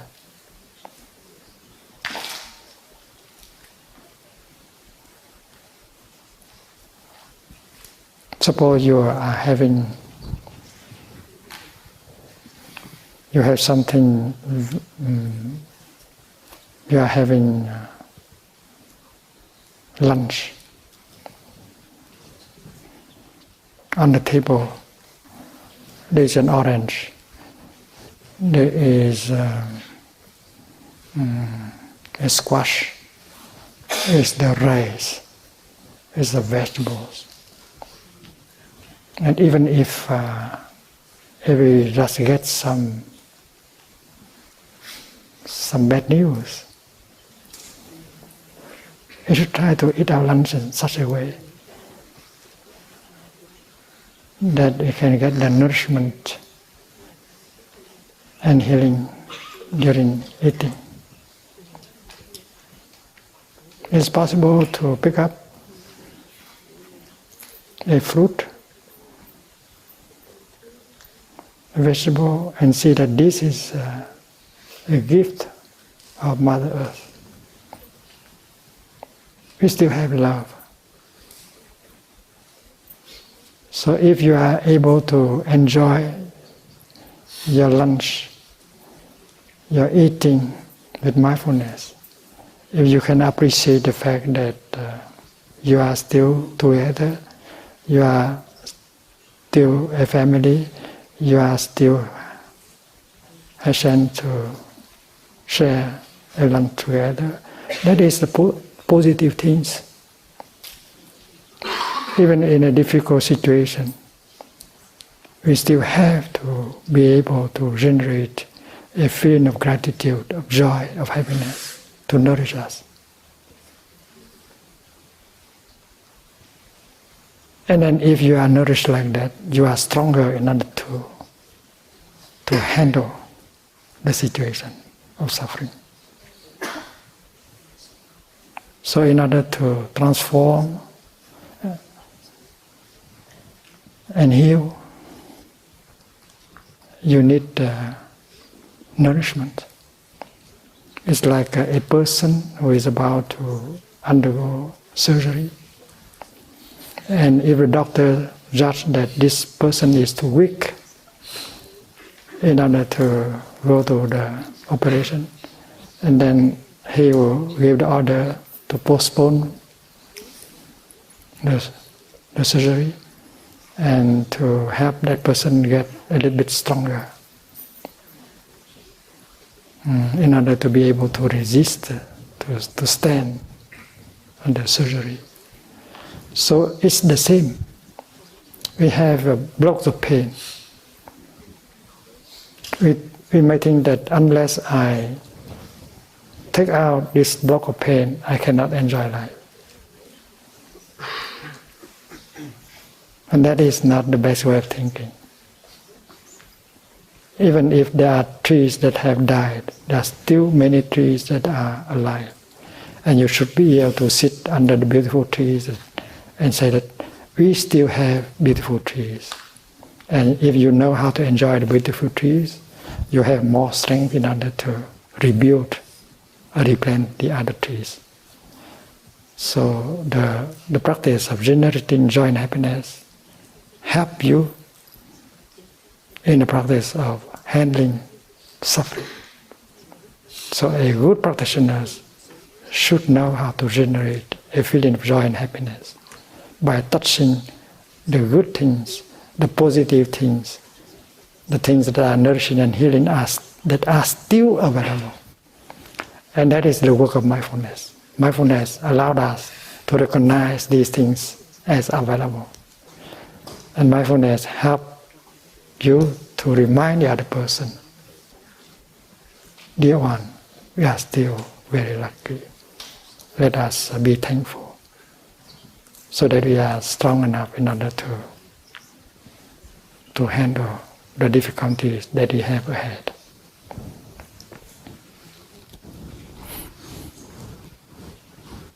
And the seven exercise of mindful breathing is to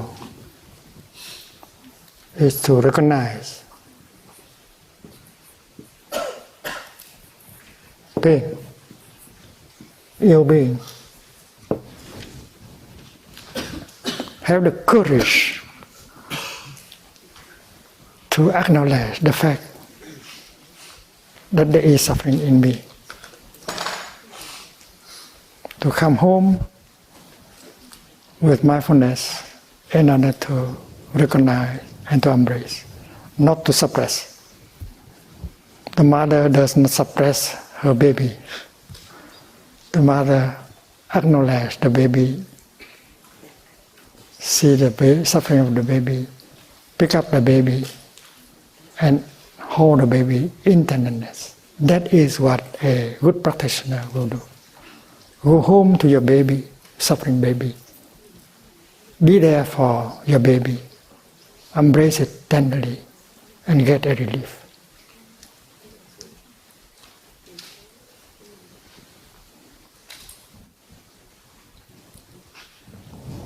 You cannot do this unless you have the energy of mindfulness. That is why while walking from your tent to the meditation hall, don't talk.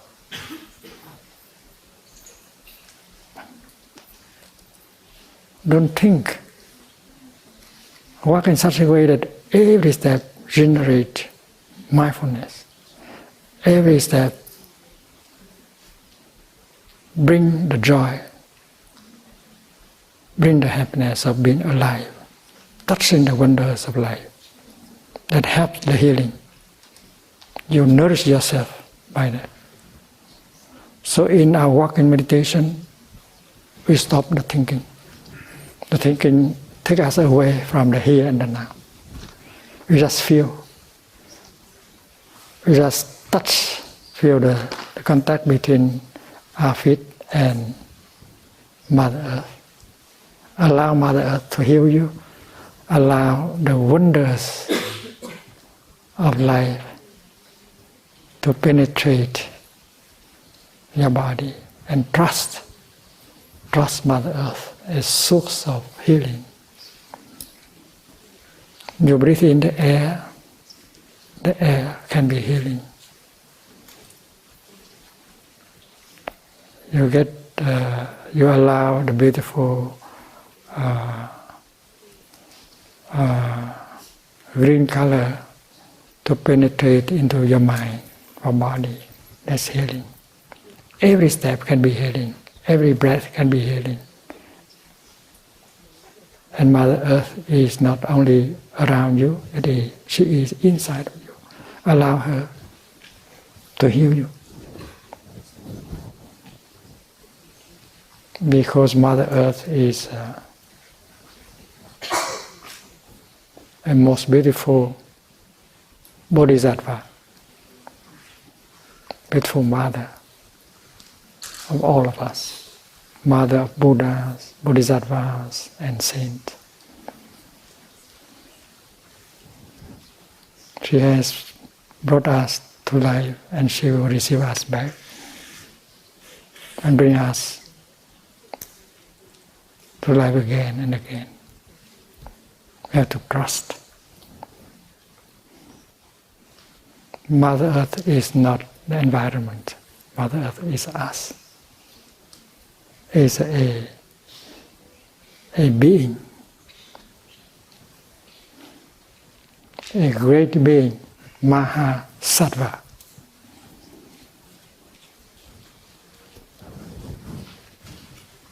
And the 8 exercise of mindful breathing is calming the pain.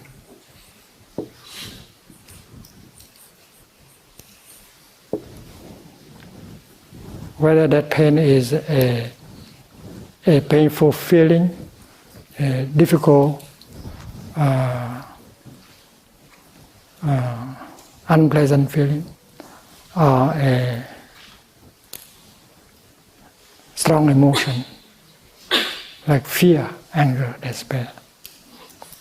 We have to go home and take care of that. And with the energy of mindfulness. So in our daily life, everything we do, every minute we live, can be used in order to generate the energy of mindfulness. Even when you brush your teeth, brush them in mindfulness and enjoy the time of toothbrushing. It can bring you happiness.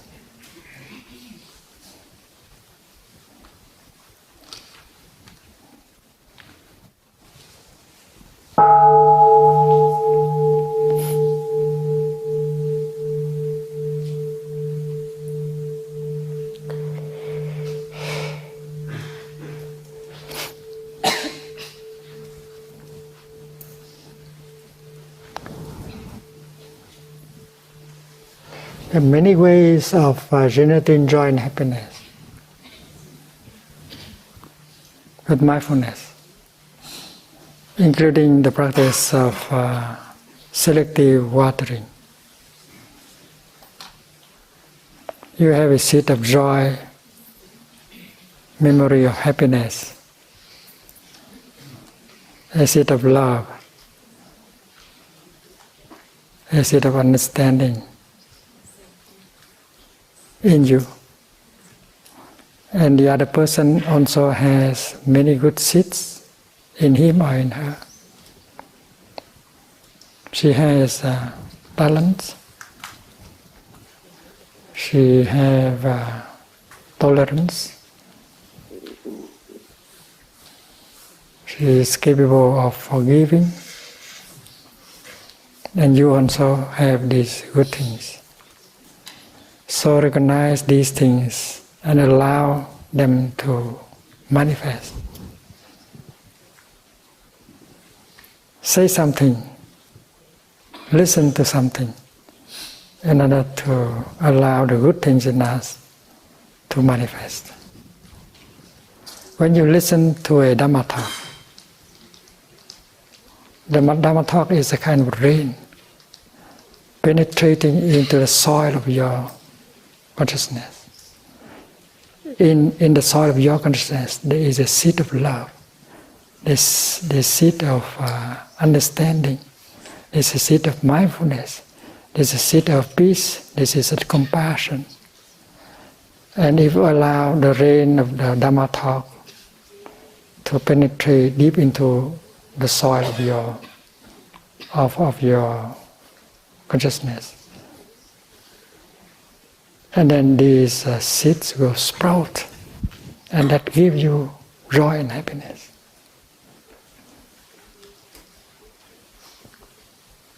You can read a book.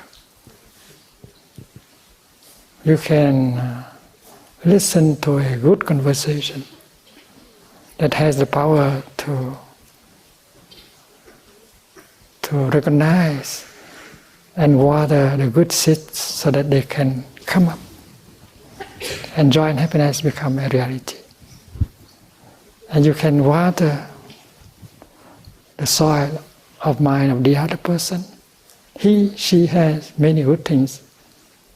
Don't water the seed of anger, fear, jealousy in him or in her. Water the seed of understanding, compassion, joy. And you see that that person can be joyful and happy right away. It does not take time. Very quick. That is the practice of selective watering. You water only the good seeds in you and in the other person. You acknowledge the talent, the virtues of that person. You say that you are grateful for that. You create happiness and joy right away. There are many ways of producing joy and happiness. And there are also many ways of to handle the pain. Maybe the first is to just recognize the pain and not exaggerate. Because sometimes you have something that disturbs you in your body or in your mind, and you suffer. In that moment, you allow suffering to overwhelm you, and you forget all about the good things. That is not a good thing to do. Recognizing that there are a number of trees that are dying, but you remember that there are many things that are still alive and beautiful. That is the truth. And then do not exaggerate. If you have something that seems to be wrong in your body, don't panic. Don't think that you are going to die very soon. And this the Buddha taught us. If you have a pain in your body, if you have some pain in your mind, just recognize it as it is and do not exaggerate.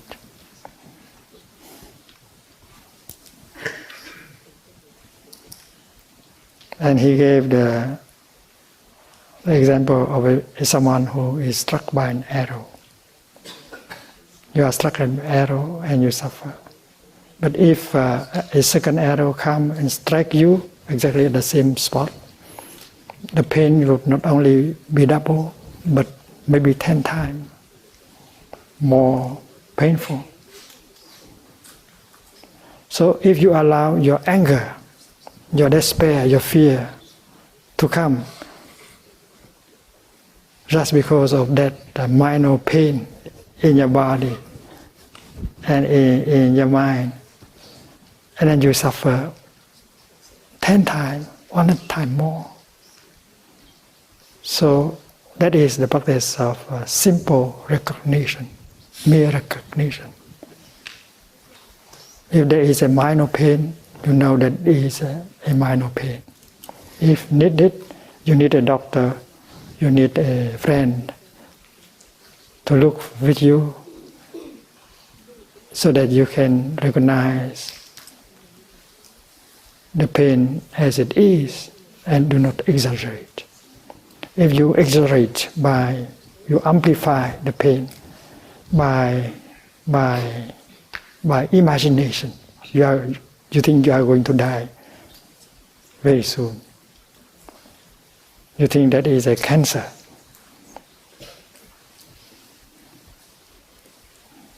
If you get angry at it, if you worry too much, and then you amplify the suffering. So the first thing the Buddha said is to recognize the pain at its ease and do not exaggerate. It means do not allow the second arrow to come. And sometimes the second arrow comes from another person. She worry too much, and that makes you worry also.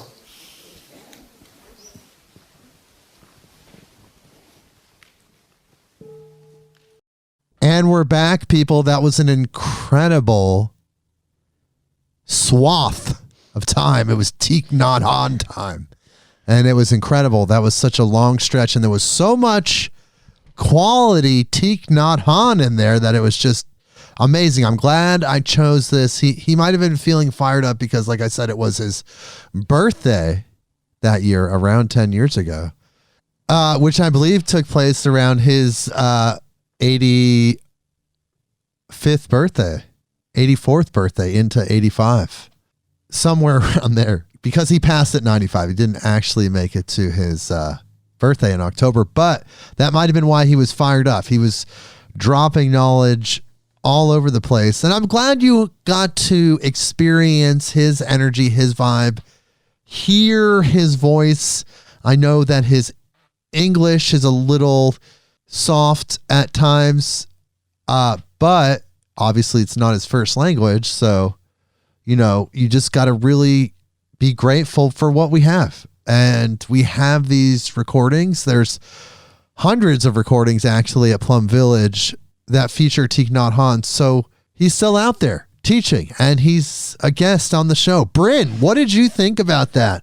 Brynn has some notes, everyone. She has a lot of notes, and she's going to keep going. She's going to tell us what she wrote down. What happens, Brynn? Or what happened there, Brynn? What happened? I don't need to read you all my notes, but usually I get to the end and it's all chicken scratch.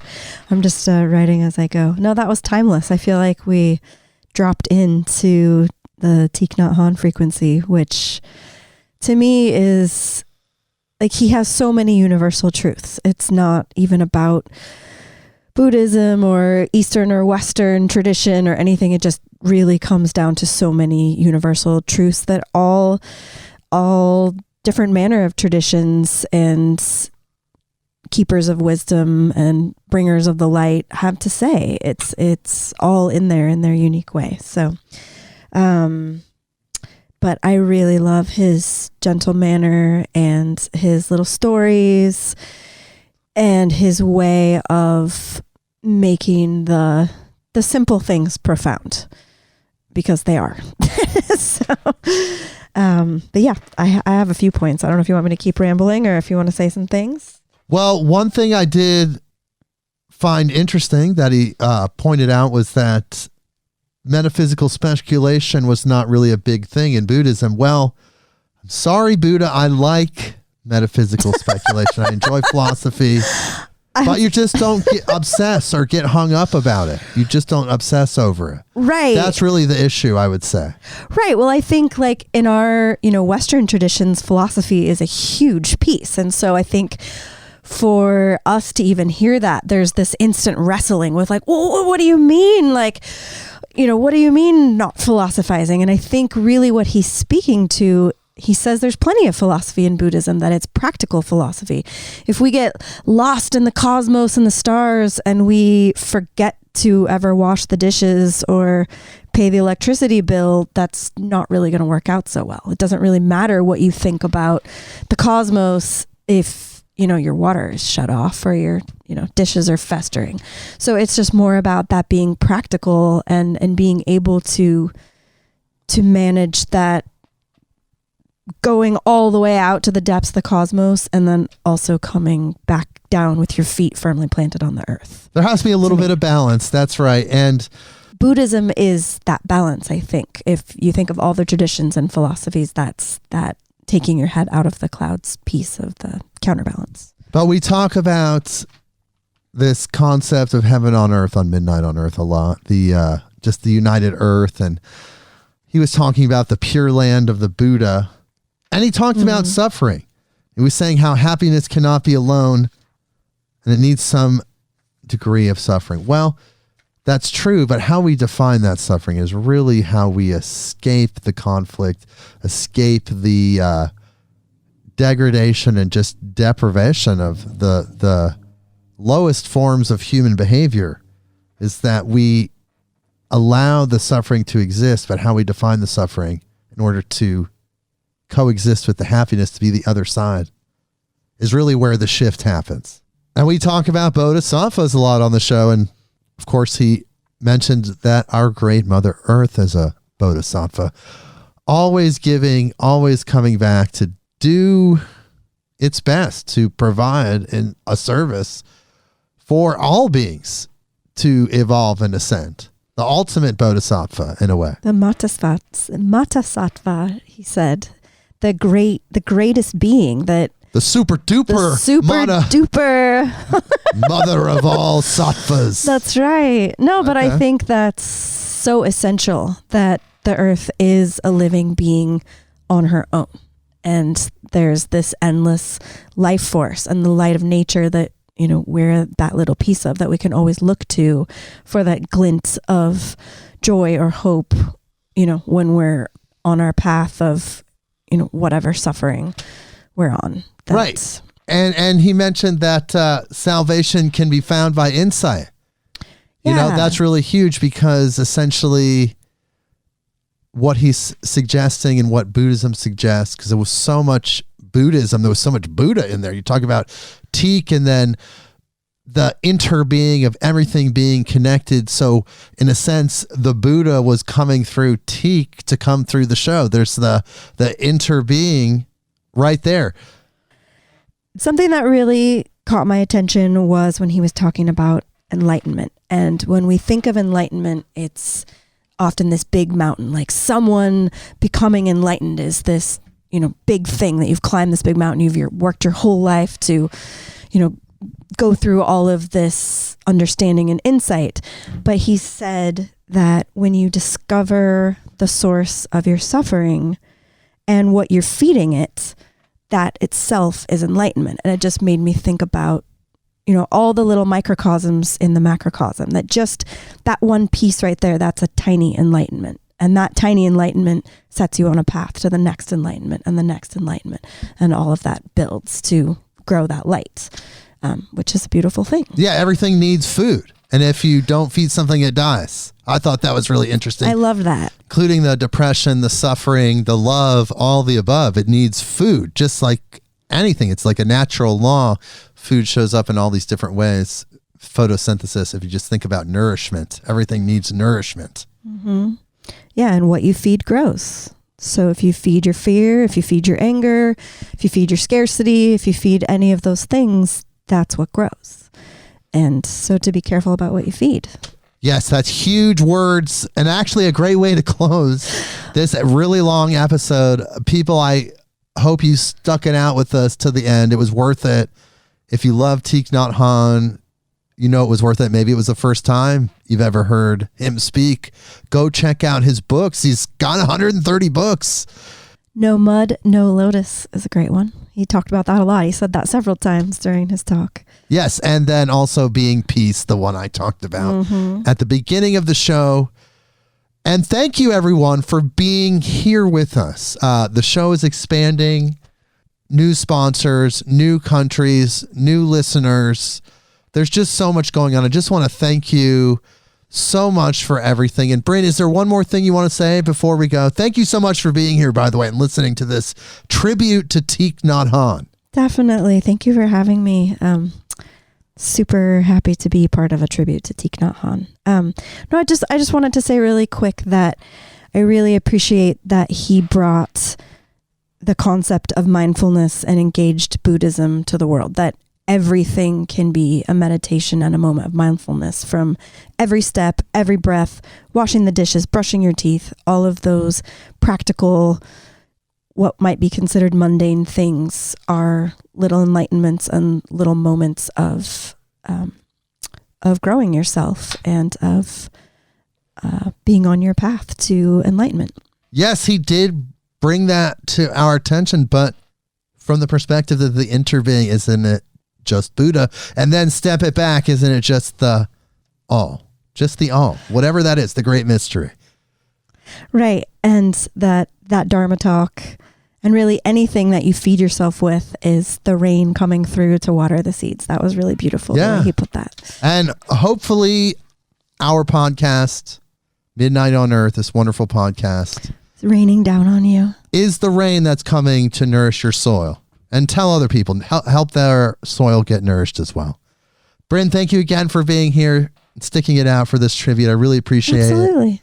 Everyone, we'll see you next week. Midnight on Earth.